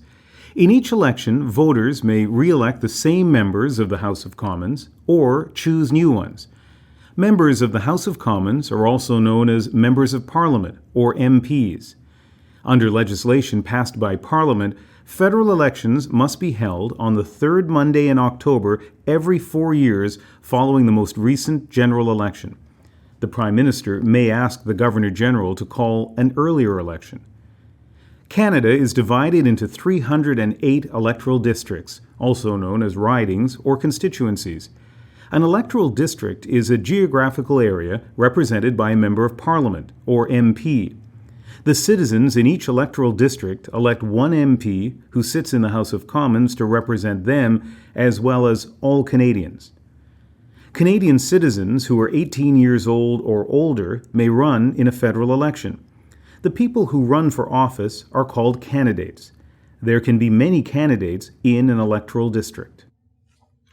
The people in each electoral district vote for the candidate and political party of their choice. The candidate who receives the most votes becomes the MP for that electoral district. Voting. One of the privileges of Canadian citizenship is the right to vote. You are eligible to vote in a federal election or cast a ballot in a federal referendum if you are a Canadian citizen and at least 18 years old on voting day and on the voters list. The voters list used during federal elections and referendums are produced from the National Register of Electors by a neutral agency of Parliament called Elections Canada. This is a permanent database of Canadian citizens 18 years of age or older who are qualified to vote in federal elections and referendums. Once an election has been called, Elections Canada mails a voter information card to each elector whose name is in the National Register of Electors. The card lists when and where you vote and the number to call if you require an interpreter or other special services. Even if you choose not to be listed in the National Register of Electors or do not receive a voter information card, you can still be added to the voters list at any time, including on Election Day. To vote either on Election Day or at advance polls, go to the polling station listed on your voter information card. Caption: Image of the House of Commons chamber. Secret ballot. Canadian law secures the right to a secret ballot. This means that no one can watch you vote, and no one should look at how you voted. You may choose to discuss how you voted with others, but no one, including family members, your employer, or union representative, has the right to insist that you tell them how you voted. Immediately after the polling stations close, election officers count the ballots, and the results are announced on radio and television and in the newspapers. After an election. Ordinarily, after an election, the leader of the political party with the most seats in the House of Commons is invited by the Governor-General to form the government. After being appointed by the Governor-General, the leader of this party becomes the Prime Minister. If the party in power holds at least half of the seats in the House of Commons, this is called a majority government. If the party in power holds less than half of the seats in the House of Commons, this is called a minority government. The Prime Minister and the party in power run the government as long as they have the support or confidence of the majority of the MPs. When the House of Commons votes on a major issue such as the budget, this is considered a matter of confidence.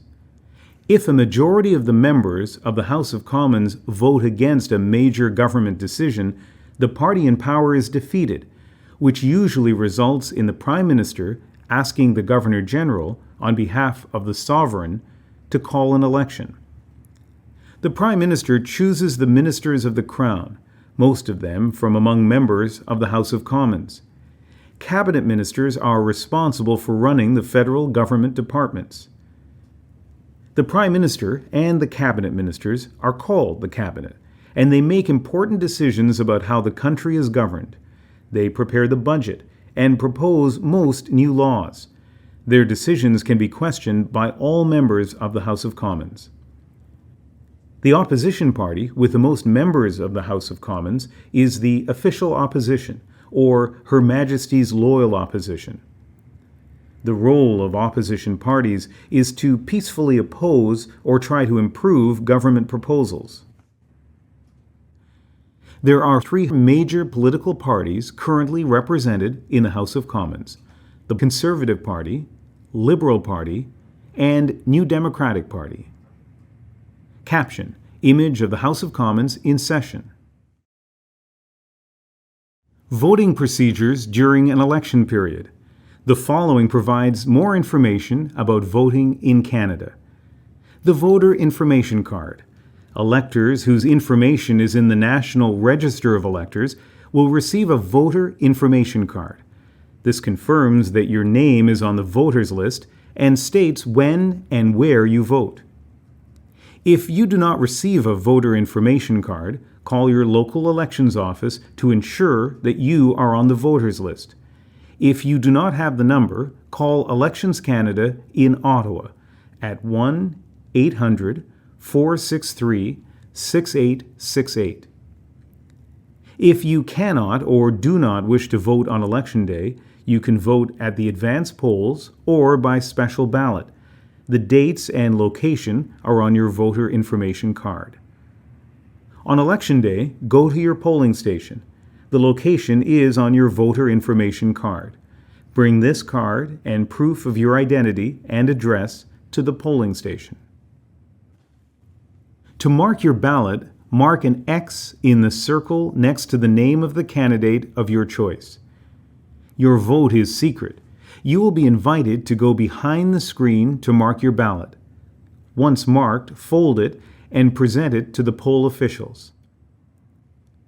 At the ballot box, the poll official will tear off the ballot number and give your ballot back to you to deposit in the ballot box. When the polls close, every ballot is counted and the results are made public.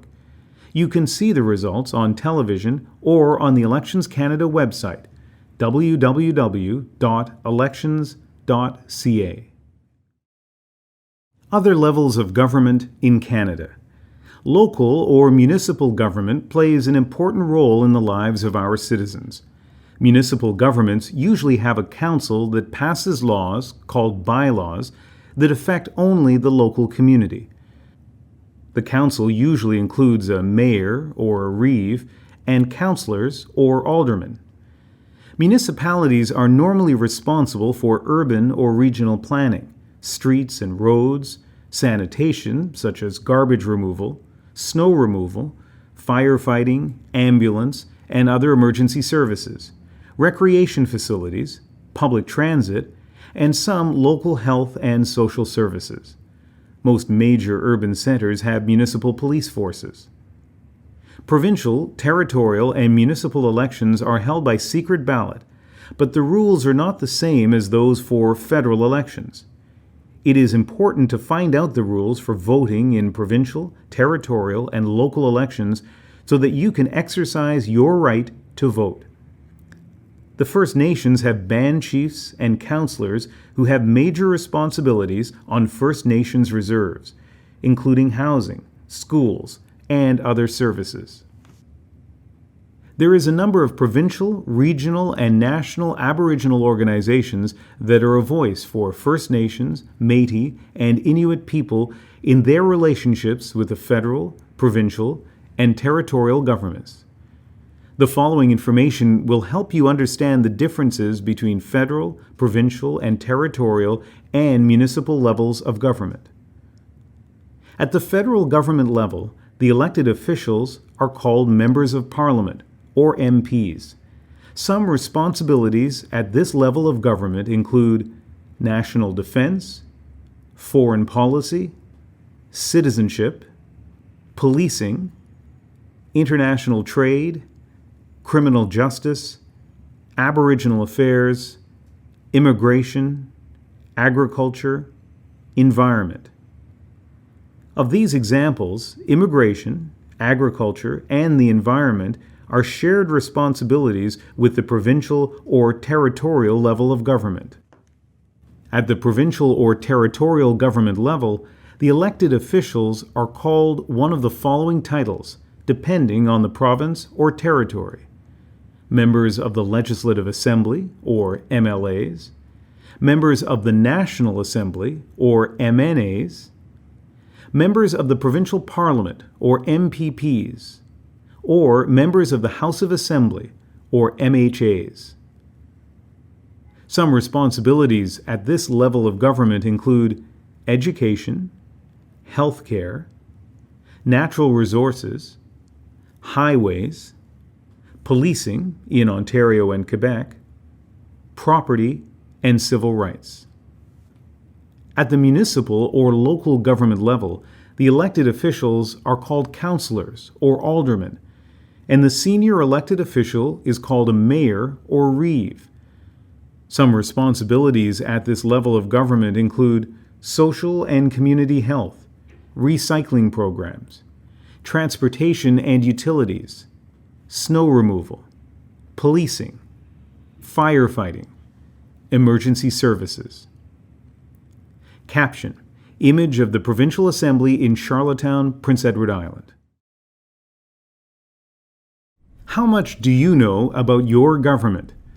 The following are some questions that you can use to test your knowledge about your government.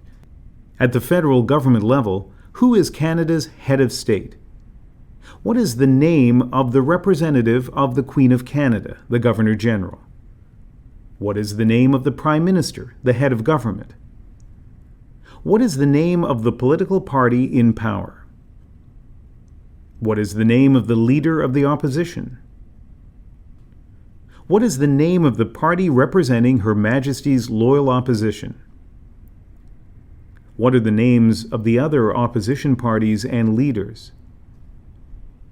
Who is your Member of Parliament, or MP, in Ottawa? What is your federal electoral district called? At the provincial government level, who is the Lieutenant Governor, the representative of the Queen in your province? Who is your Premier or head of government? What is the name of the provincial party in power? What are the names of the provincial opposition parties and leaders? Who is your provincial representative? At the territorial government level, what is the name of the commissioner who represents the federal government in your territory? What is the name of the premier? What is the name of your territorial representative? At the municipal government level, what is the name of the municipality where you live? Who is the head of the municipal government, mayor or reeve? Caption: Image of the Quebec City Hall, constructed in 1895 to 1896. The justice system. The Canadian justice system guarantees everyone due process under the law. Our judicial system is founded on the presumption of innocence in criminal matters, meaning everyone is innocent until proven guilty. Canada's legal system is based on a heritage that includes the rule of law, freedom under the law, democratic principles, and due process. Due process is the principle that the government must respect all of the legal rights a person is entitled to under the law. Canada is governed by an organized system of laws. These laws are the written rules intended to guide people in our society. They are made by elected representatives. The courts settle disputes and the police enforce the laws. The law in Canada applies to everyone, including judges, politicians, and the police. Our laws are intended to provide order in society and a peaceful way to settle disputes and to express the values and beliefs of Canadians. Caption: Image of the scales of justice from the Vancouver Law Courts, with the caption, "The blindfolded Lady Justice symbolizes the impartial manner in which our laws are administered, blind to all considerations but the facts." Caption: Image of a border guard with a sniffer dog inspecting the trunk of a car at the Canada-US border. Courts. The Supreme Court of Canada is our country's highest court.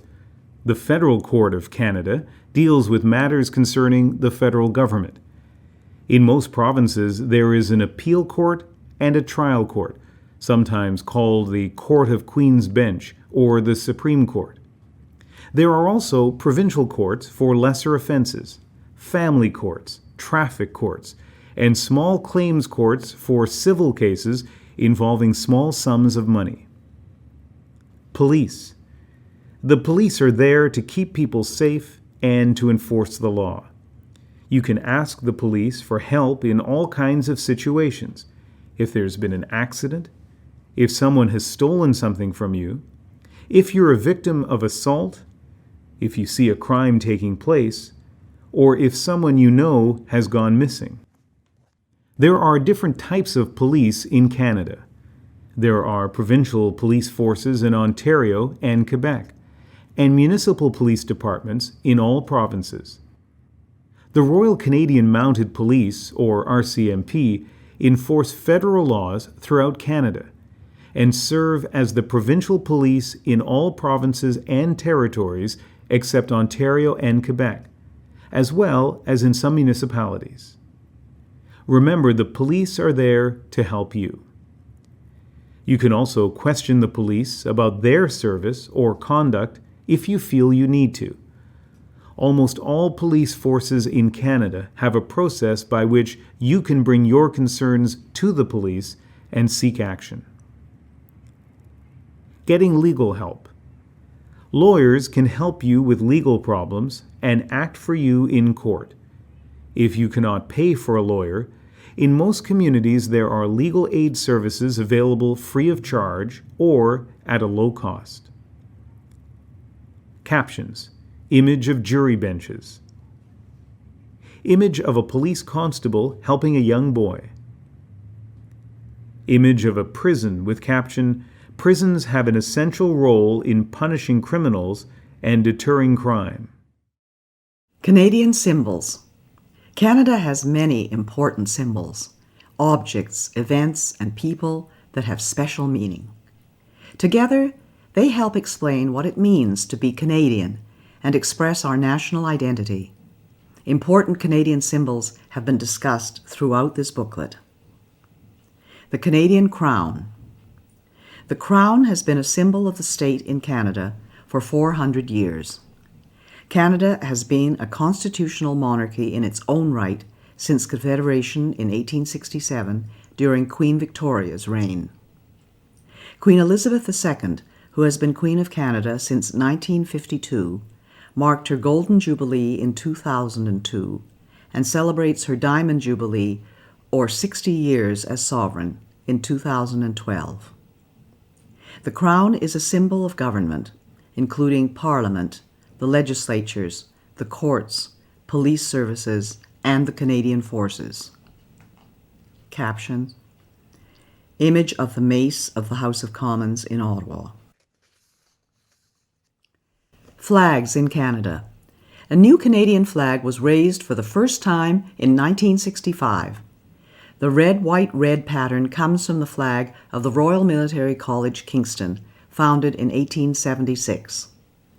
Red and white had been colours of France and England since the Middle Ages, and the national colours of Canada since 1921.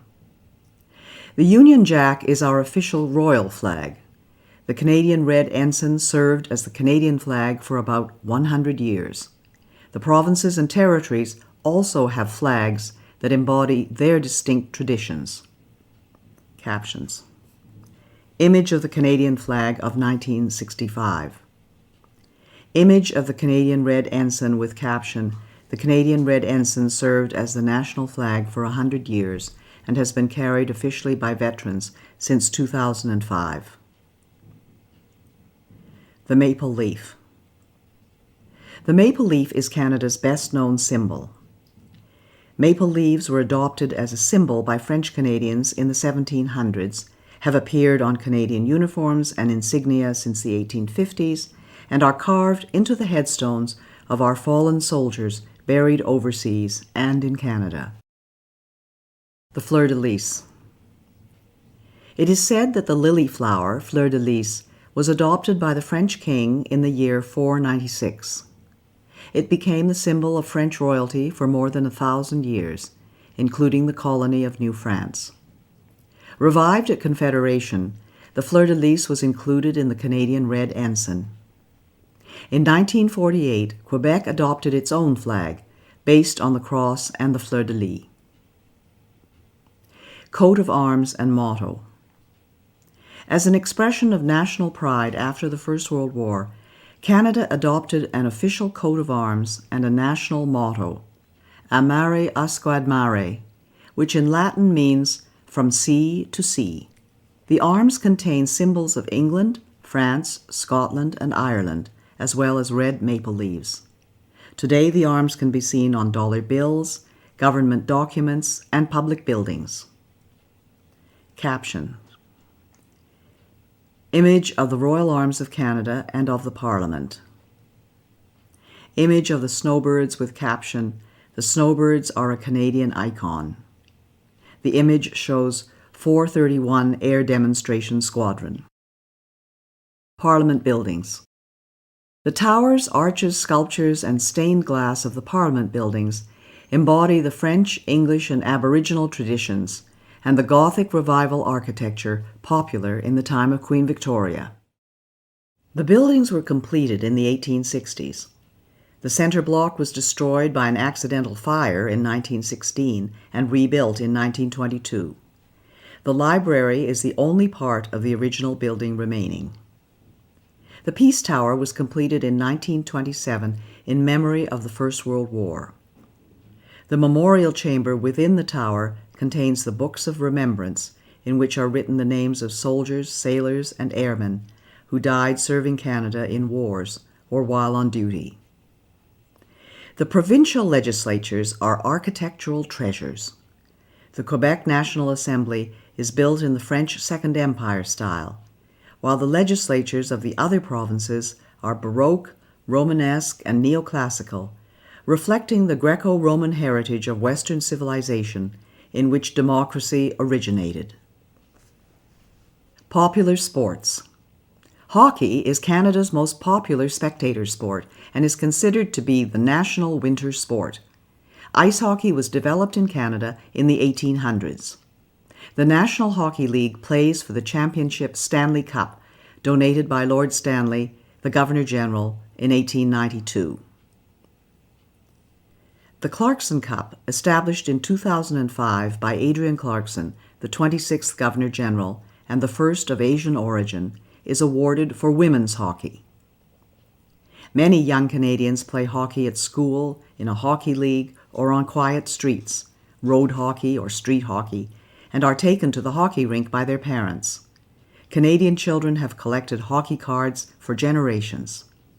Canadian football is the second most popular sport. Curling, an ice game introduced by Scottish pioneers, is popular. Lacrosse, an ancient sport first played by Aboriginals, is the official summer sport. Soccer has the most registered players of any game in Canada. Caption. Image of the Montreal Canadiens, Stanley Cup champions in 1978. The Beaver. The beaver was adopted centuries ago as a symbol of the Hudson's Bay Company. It became an emblem of the Saint-Jean-Baptiste Society, a French-Canadian patriotic association, in 1834, and was also adopted by other groups. This industrious rodent can be seen on the 5-cent coin, on the coats of arms of Saskatchewan and Alberta, and of cities such as Montreal and Toronto. Caption: Image of a beaver. Canada's official languages. English and French are the two official languages and are important symbols of identity. English speakers, Anglophones, and French speakers, Francophones, have lived together in partnership and creative tension for more than 300 years. You must have adequate knowledge of English or French to become a Canadian citizen. Adult applicants 55 years of age and over are exempted from this requirement. Parliament passed the Official Languages Act in 1969. It has three main objectives: establish equality between French and English in Parliament, the Government of Canada, and institutions subject to the Act; maintain and develop official language minority communities in Canada; and promote equality of French and English in Canadian society. Caption: Image of the Royal Canadian Mounted Police in Ottawa. National Anthem. O Canada was proclaimed as the national anthem in 1980. It was first sung in Quebec City in 1880. French and English Canadians sing different words to the national anthem. O Canada, our home and native land, true patriot love in all thy sons command. With glowing hearts we see thee rise, the true north strong and free. From far and wide, O Canada, we stand on guard for thee. God keep our land, glorious and free. O Canada, we stand on guard for thee. O Canada, we stand on guard for thee. Ô Canada, terre de nos aïeux, ton front est ceint de fleurons glorieux, car ton bras sait porter l'épée, il sait porter la croix. Ton histoire est une épopée des plus brillants exploits, et ta valeur, de foi trompée, protégera nos foyers et nos droits, protégera nos foyers et nos droits. Royal Anthem. The Royal Anthem of Canada, God Save the Queen, or King, can be played or sung on any occasion when Canadians wish to honor the sovereign. God Save the Queen. God save our gracious Queen, long live our noble Queen. God save the Queen. Send her victorious, happy and glorious, long to reign over us. God save the Queen. Dieu protège la reine. Dieu protège la reine de sa main souveraine. Vive la reine, qu'un règne glorieux, long et victorieux, ronde son peuple heureux. Vive la reine. The Order of Canada and other honors. All countries have ways to recognize outstanding citizens. Official awards are called honors, consisting of orders, decorations, and medals. After using British honors for many years, Canada started its own honors system with the Order of Canada in 1967, the centennial of Confederation. If you know of fellow citizens who you think are worthy of recognition, you are welcome to nominate them. Information on nominations for many of these honors can be found at www.gg.ca/document.aspx?ID = 70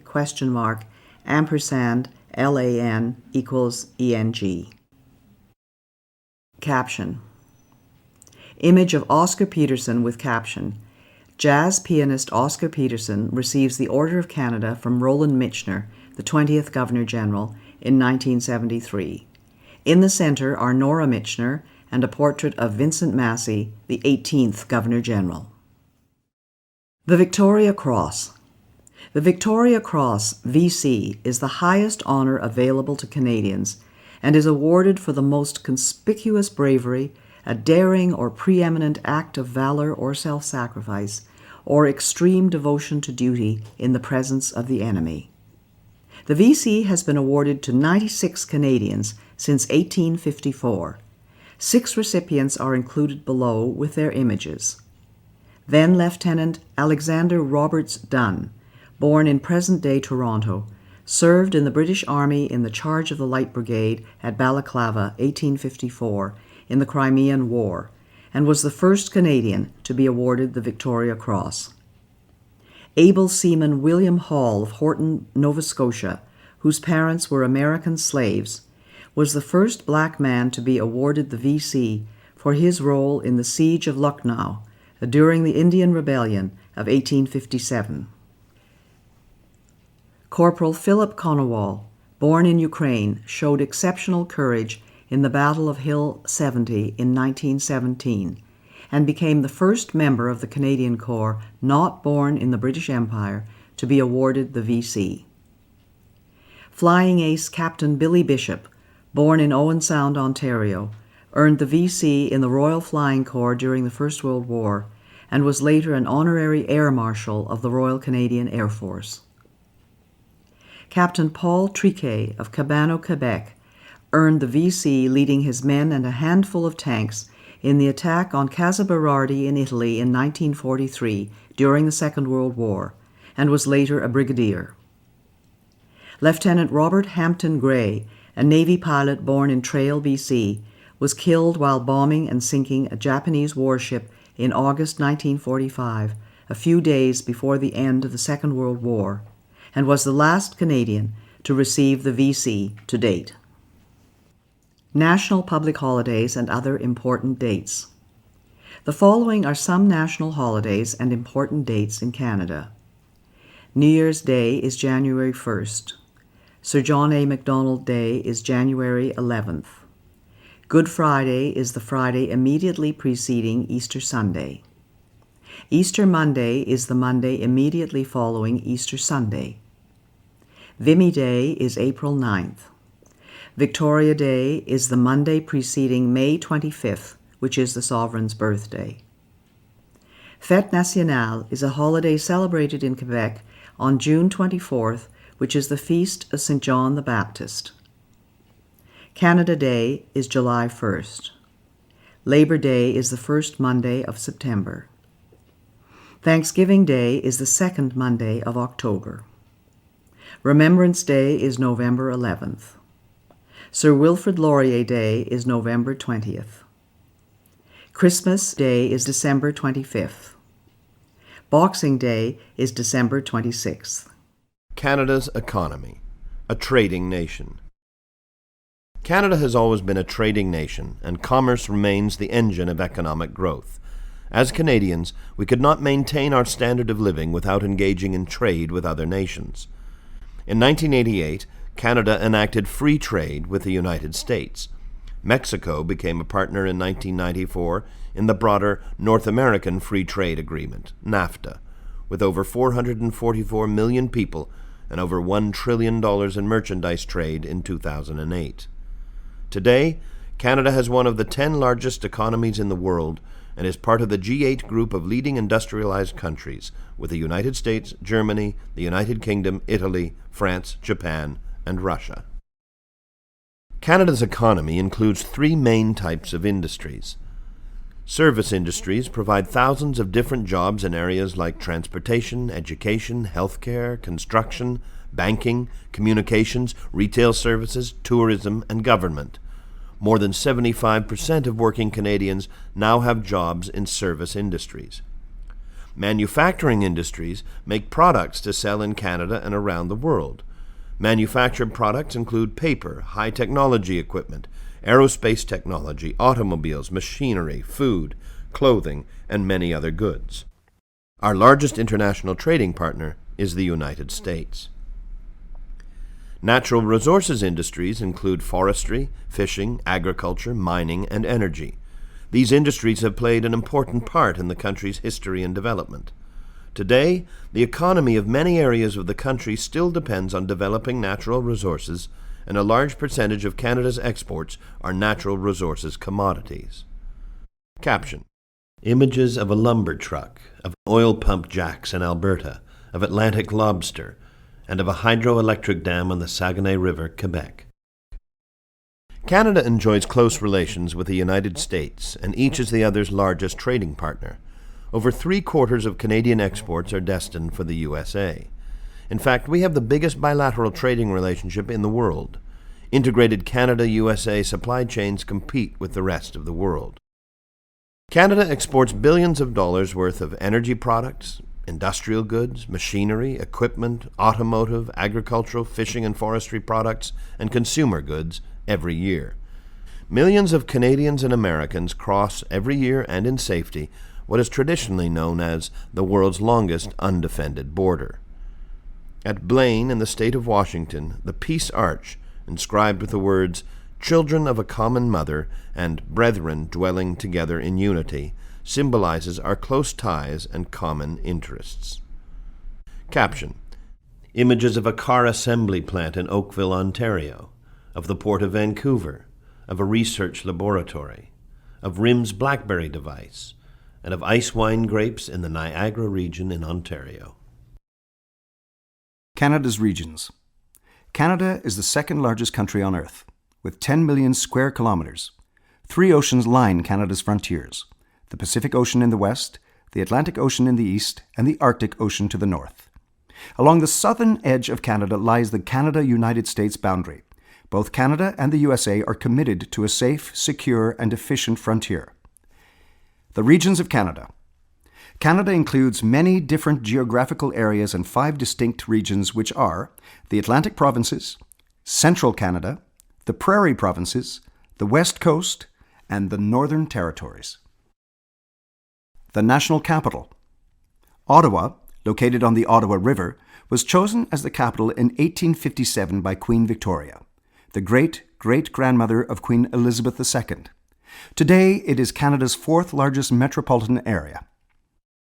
The National Capital Region, 4,700 square kilometers surrounding Ottawa, preserves and enhances the area's built heritage and natural environment. Caption: Image of the Ottawa's Rideau Canal with caption, "Ottawa's Rideau Canal, once a military waterway, is now a tourist attraction and winter skateway." Provinces and territories. Canada has 10 provinces and 3 territories. Each province and territory has its own capital city. You should know the capital of your province or territory as well as that of Canada. Population. Canada has a population of about 34 million people. While the majority live in cities, Canadians also live in small towns, rural areas, and everywhere in between. Caption: Images of the Banff National Park in Alberta and of Peggy's Cove Harbour in Nova Scotia. The following list identifies the capital cities in each province and territory. In the Atlantic provinces, St. John's is the capital of Newfoundland and Labrador. Charlottetown is the capital of Prince Edward Island. Halifax is the capital of Nova Scotia, and Fredericton is the capital of New Brunswick. In central Canada, Quebec City is the capital of Quebec. Toronto is the capital of Ontario. In the Prarie provinces, Winnipeg is the capital of Manitoba, Regina is the capital of Saskatchewan, and Edmonton is the capital of Alberta. On the west coast, Victoria is the capital of British Columbia. In the Northern Territories, Iqaluit is the capital of Nunavut. Yellowknife is the capital of the Northwest Territories, and Whitehorse is the capital of the Yukon Territory. The Atlantic Provinces. Atlantic Canada's coasts and natural resources, including fishing, farming, forestry, and mining, have made these provinces an important part of Canada's history and development. The Atlantic Ocean brings cool winters and cool, humid summers. Newfoundland and Labrador. Newfoundland and Labrador is the most easterly point in North America and has its own time zone. In addition to its natural beauty, the province has a unique heritage linked to the sea. The oldest colony of the British Empire and a strategic prize in Canada's early history, the province has long been known for its fisheries, coastal fishing villages, and distinct culture. Today, offshore oil and gas extraction contributes a substantial part of the economy. Labrador also has immense hydroelectric resources. Prince Edward Island. Prince Edward Island, PEI, is the smallest province, known for its beaches, red soil, and agriculture, especially potatoes. PEI is the birthplace of Confederation, connected to mainland Canada by one of the longest continuous multi-span bridges in the world, the Confederation Bridge. Anne of Green Gables, set in PEI by Lucy Maud Montgomery, is a much-loved story about the adventures of a little red-headed orphan girl. Nova Scotia. Nova Scotia is the most populous Atlantic province, with a rich history as the gateway to Canada. Known for the world's highest tides in the Bay of Fundy, the province's identity is linked to shipbuilding, fisheries, and shipping. As Canada's largest east coast port, deep water and ice-free, the capital, Halifax, has played an important role in Atlantic trade and defence and is home to Canada's largest naval base. Nova Scotia has a long history of coal mining, forestry, and agriculture. Today, there is also offshore oil and gas exploration. The province's Celtic and Gaelic traditions sustain a vibrant culture. Nova Scotia is home to over 700 annual festivals, including the spectacular military tattoo in Halifax. New Brunswick. Situated in the Appalachian Range, the province was founded by the United Empire Loyalists and has the second largest river system on North America's Atlantic coastline, the St. John River System. Forestry, agriculture, fisheries, mining, food processing, and tourism are the principal industries. St. John is the largest city, port, and manufacturing center. Moncton is the principal Francophone Acadian center, and Fredericton the historic capital. New Brunswick is the only officially bilingual province, and about one-third of the population lives and works in French. The province's pioneer Loyalist and French cultural heritage and history come alive in street festivals and traditional music. Central Canada. More than half the people in Canada live in cities and towns near the Great Lakes and the St. Lawrence River in southern Quebec and Ontario, known as Central Canada, and the industrial and manufacturing heartland. Southern Ontario and Quebec have cold winters and warm, humid summers. Together, Ontario and Quebec produce more than 3/4 of all Canadian manufactured goods. Quebec. Nearly 8 million people live in Quebec, the vast majority along or near the St. Lawrence River. More than 3/4 speak French as their first language. The resources of the Canadian Shield have helped Quebec to develop important industries, including forestry, energy, and mining. Quebec is Canada's main producer of pulp and paper. The province's huge supply of fresh water has made it Canada's largest producer of hydroelectricity. Quebecers are leaders in cutting-edge industries such as pharmaceuticals and aeronautics. Quebec films, music, literary works, and food have international stature, especially in La Francophonie, an association of French-speaking nations. Montreal, Canada's second-largest city and the second-largest mainly French-speaking city in the world after Paris, is famous for its cultural diversity. Ontario. At more than 12 million, the people of Ontario make up more than one-third of Canadians. The large and culturally diverse population, natural resources, and strategic location contribute to a vital economy. Toronto is the largest city in Canada and the country's main financial centre. Many people work in the service or manufacturing industries, which produce a large percentage of Canada's exports. The Niagara region is known for its vineyards, wines, and fruit crops. Ontario farmers raise dairy and beef cattle, poultry, and vegetable and grain crops. Founded by United Empire Loyalists, Ontario also has the largest French-speaking population outside of Quebec, with a proud history of preserving their language and culture. There are 5 Great Lakes located between Ontario and the United States: Lake Ontario, Lake Erie, Lake Huron, Lake Michigan in the USA, and Lake Superior, the largest freshwater lake in the world. Prairie provinces. Manitoba, Saskatchewan, and Alberta are the prairie provinces, rich in energy resources and some of the most fertile farmland in the world. The region is mostly dry with cold winters and hot summers. Manitoba. Manitoba's economy is based on agriculture, mining, and hydroelectric power generation. The province's most populous city is Winnipeg, whose Exchange District includes the most famous street intersection in Canada, Portage and Main. Winnipeg's French Quarter, Saint-Boniface, has Western Canada's largest Francophone community at 45,000 people. Manitoba is also an important centre of Ukrainian culture, with 14% reporting Ukrainian origins, and the largest Aboriginal population of any province at over 15%. Saskatchewan.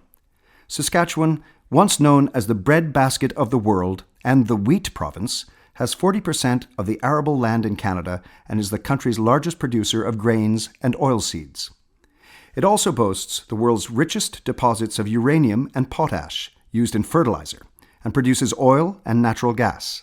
Regina, the capital, is home to the Training Academy of the Royal Canadian Mounted Police. Saskatoon, the largest city, is the headquarters of the mining industry and an important educational, research, and technology center. Alberta. Alberta is the most populous prairie province. The province and the world-famous Lake Louise in the Rocky Mountains were both named after Princess Louise Caroline Alberta, fourth daughter of Queen Victoria. Alberta has 5 national parks, including Banff National Park, established in 1885. The rugged Badlands house some of the world's richest deposits of prehistoric fossils and dinosaur finds. Alberta is the largest producer of oil and gas, and the oil sands in the north are being developed as a major energy source.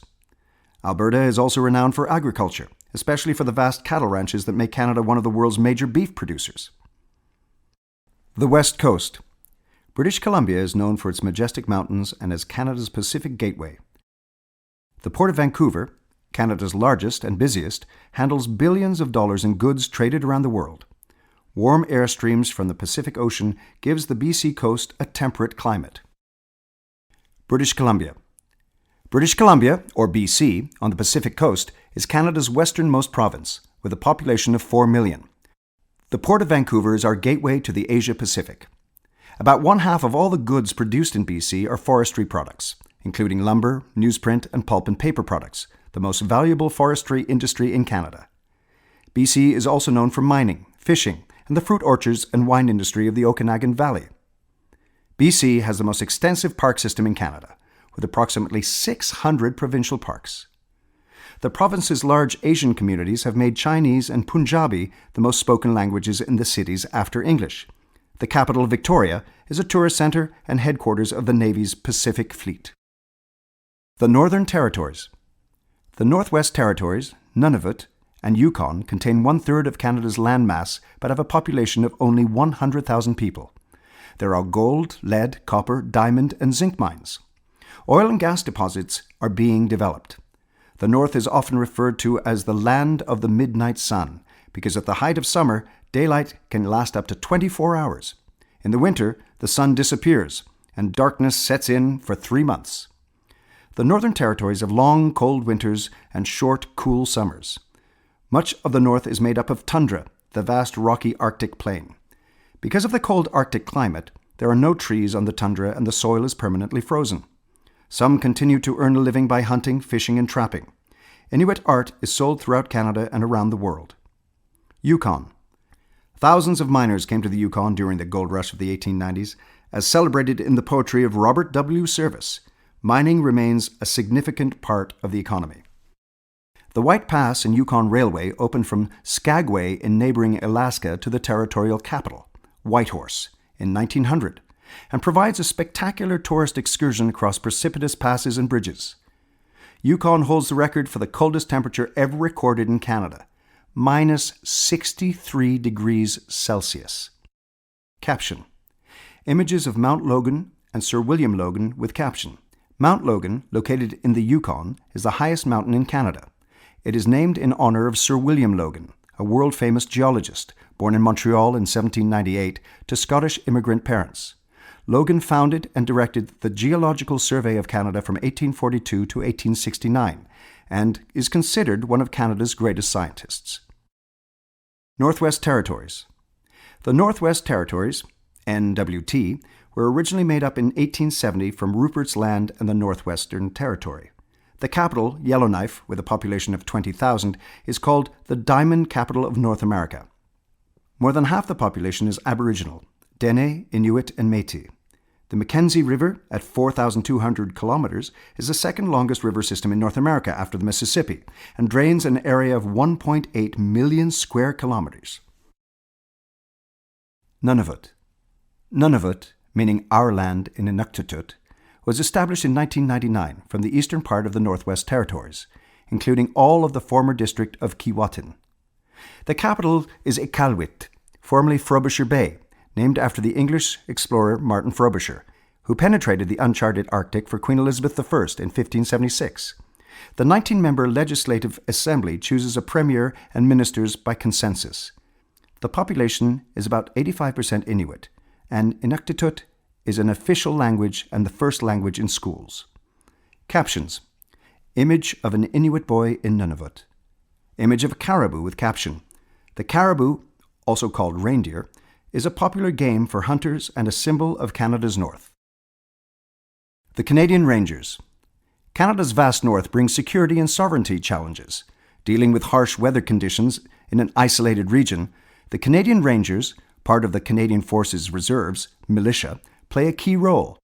Drawing on Indigenous knowledge and experience, the Rangers travel by snowmobile in the winter and all-terrain vehicles in the summer from Resolute to the magnetic North Pole and keep the flag flying in Canada's Arctic.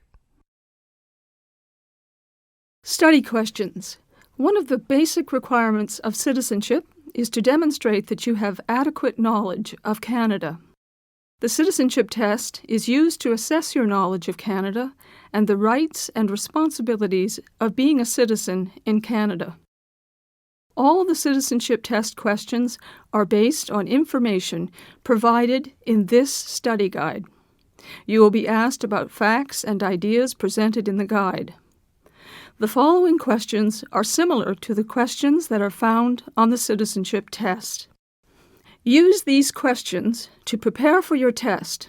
All the answers can be found in this study guide. What are the 3 responsibilities of citizenship? A. Being loyal to Canada, recycling newspapers, serving in the Navy, Army, or Air Force. B. Obeying the law, taking responsibility for oneself and one's family, serving on a jury. C. Learning both official languages, voting in elections, belonging to a union. D. Buying Canadian products, owning your own business, using less water. The correct answer is B.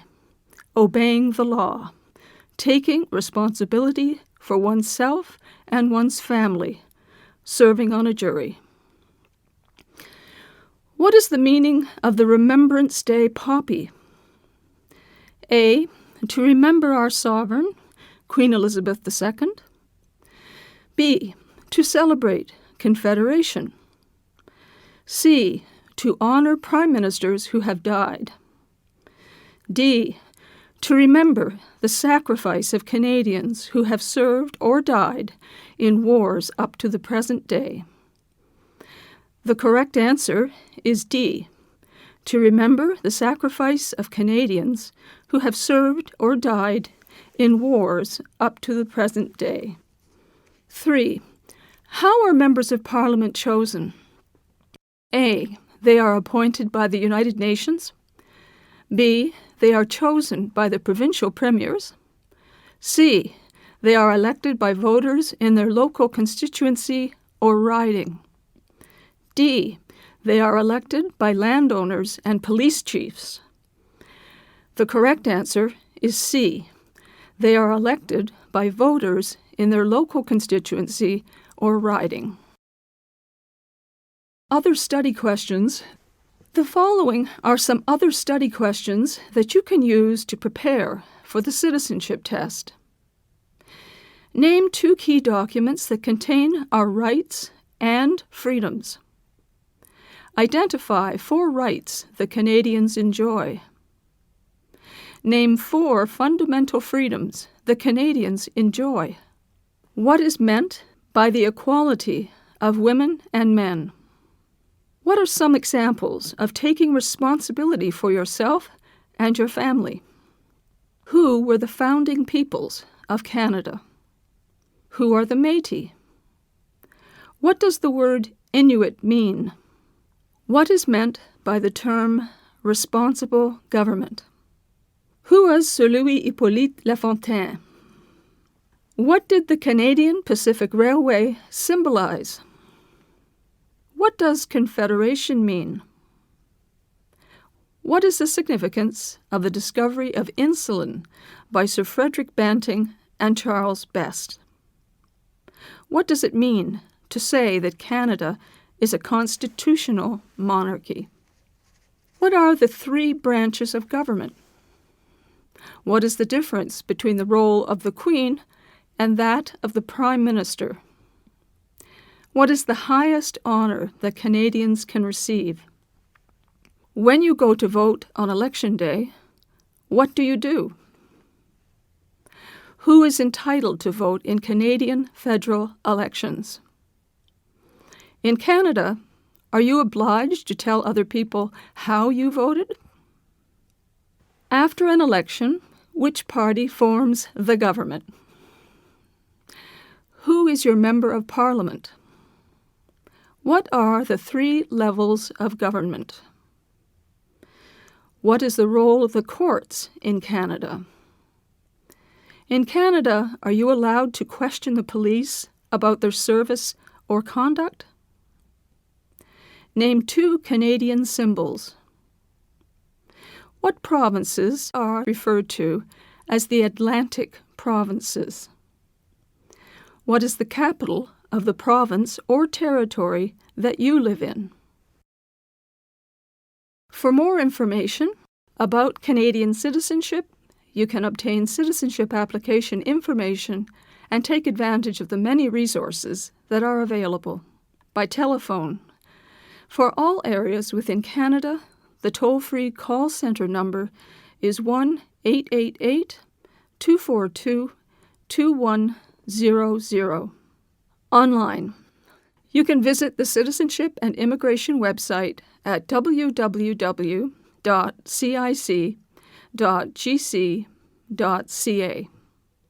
Discover Canada can be downloaded from this website. Citizenship classes. To obtain more information about citizenship classes, contact schools and colleges in your area. Go to your local library or community centre.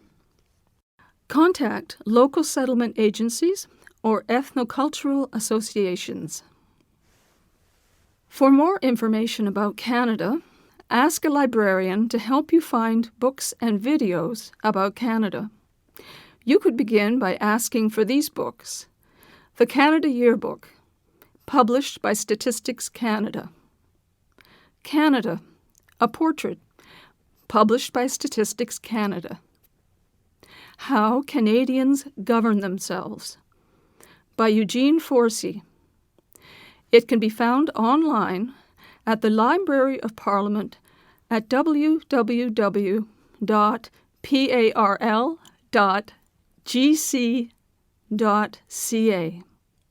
The Canadian Encyclopedia, including the Youth Encyclopedia of Canada, www.thecanadianencyclopedia.com.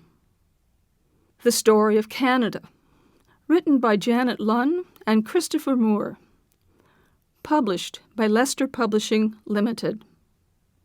Symbols of Canada, published by Canadian Heritage.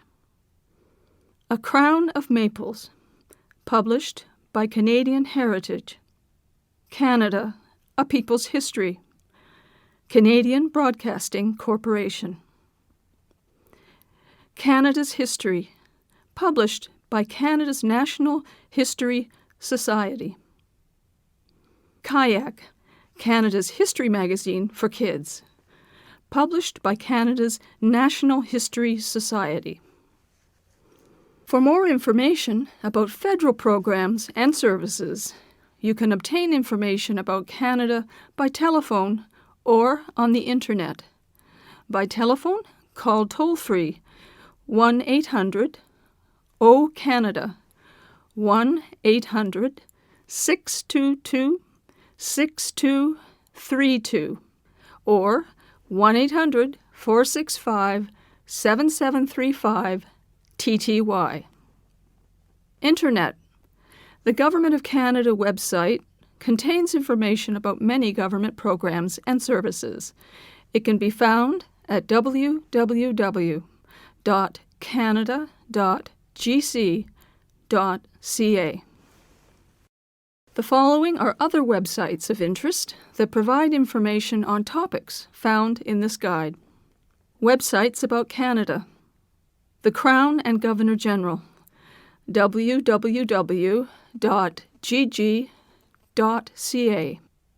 Canadian Heritage, www.pch.gc.ca.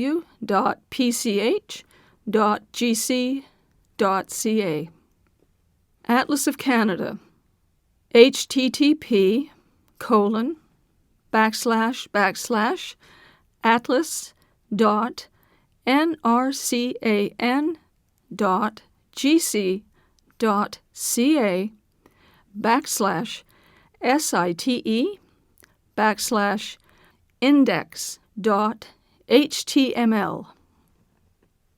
Teachers and Youth Corner, www.cic.gc.ca/English/Games/index.asp. Parks Canada, www.parkscanada.gc.ca. Institute for Canadian Citizenship, www.icc-icc.ca.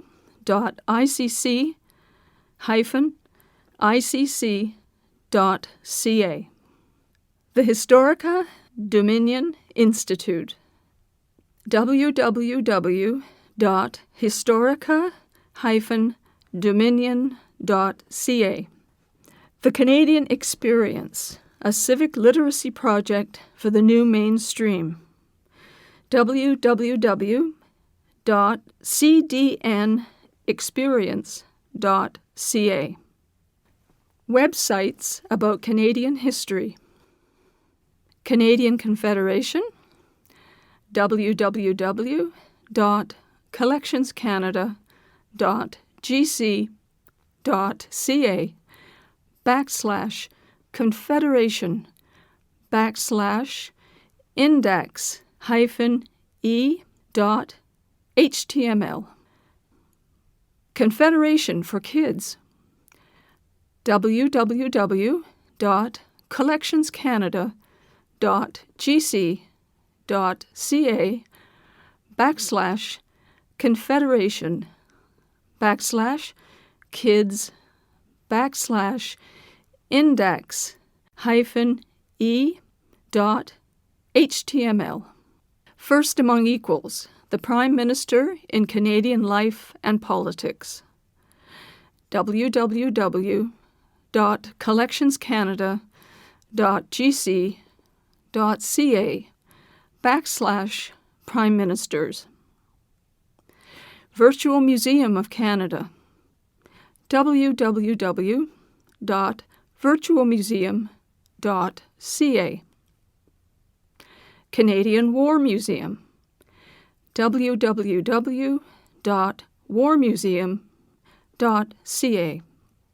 Canadian Black History, www.cic.gc.ca/English/Games/main.asp. Websites about military history and remembrance. A Day of Remembrance, www.vac-content//other/dayremembrance.pdf. Heroes and Poppies, An Introduction to Remembrance, available in hard copy version only. Order at https://crorders-command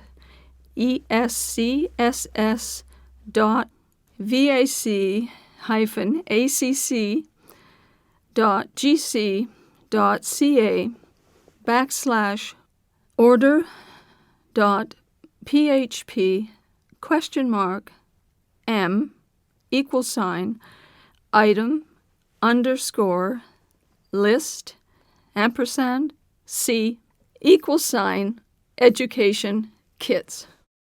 Canada Remembers, www.vac-remembers/source=history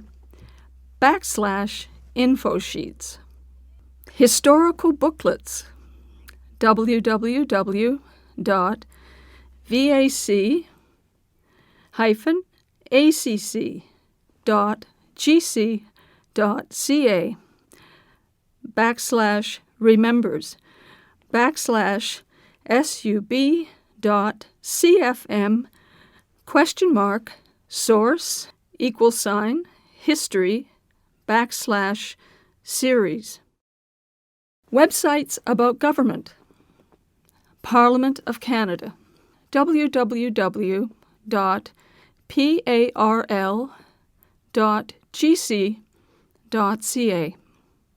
I Can Vote, www.elections.ca/content_youth.asp?section $YTH $dir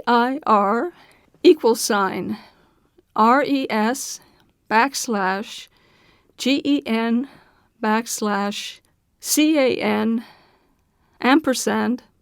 document $index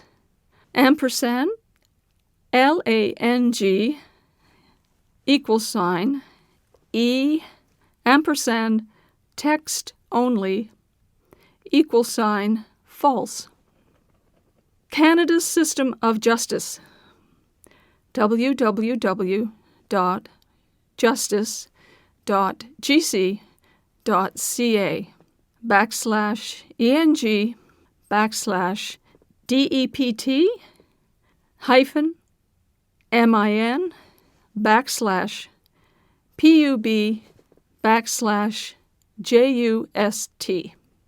Websites about geography. Geography quizzes, atlas.nrcan.gc.ca/site/English/learning resources /quizzes/index.html. Websites about creating a greener Canada. Sustainable Development, www.pc.gc.ca/STRAT/2007/E.ASP. Being energy efficient, www.nrcan.gc.ca/ENEENE/index-eng.php. Websites about getting involved. Volunteer Canada, www.volunteer.ca. Volunteer opportunities related to the environment. www.ec.ca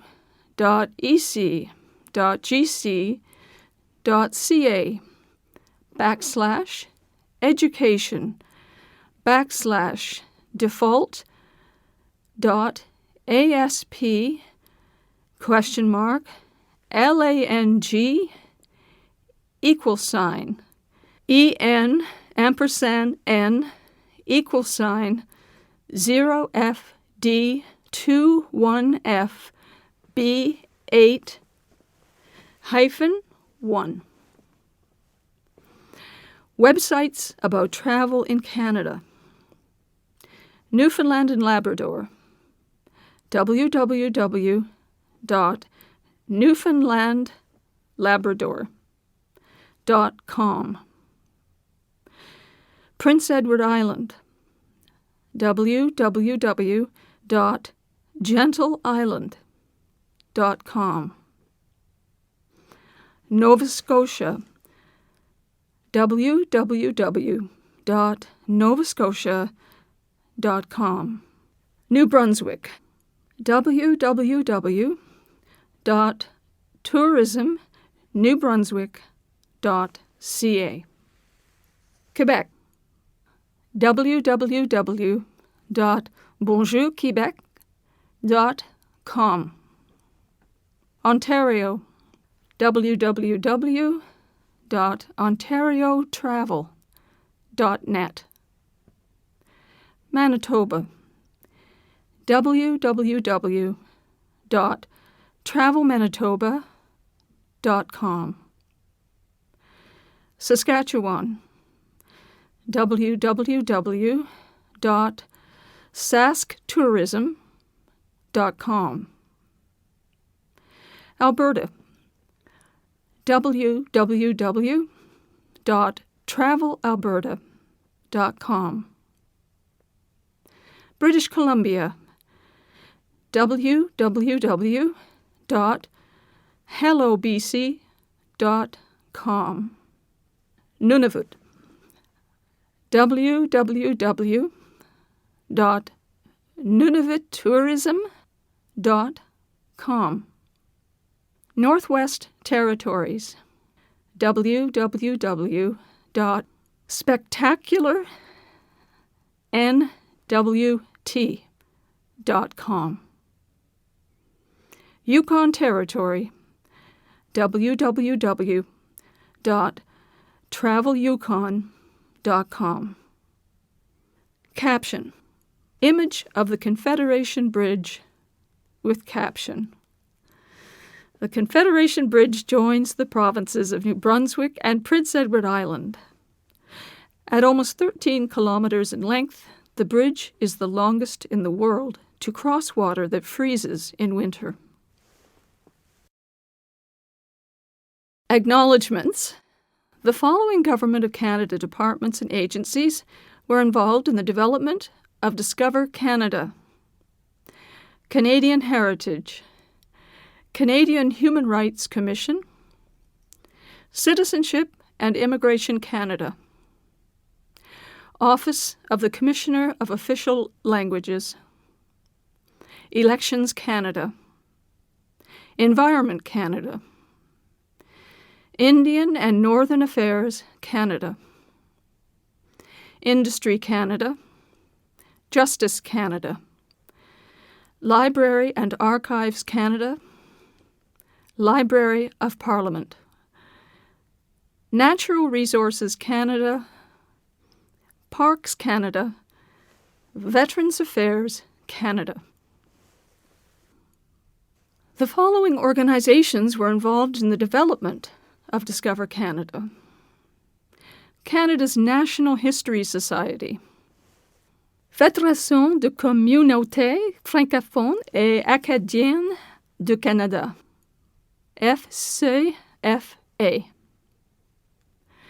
the Historica Dominion Institute, Institute for Canadian Citizenship.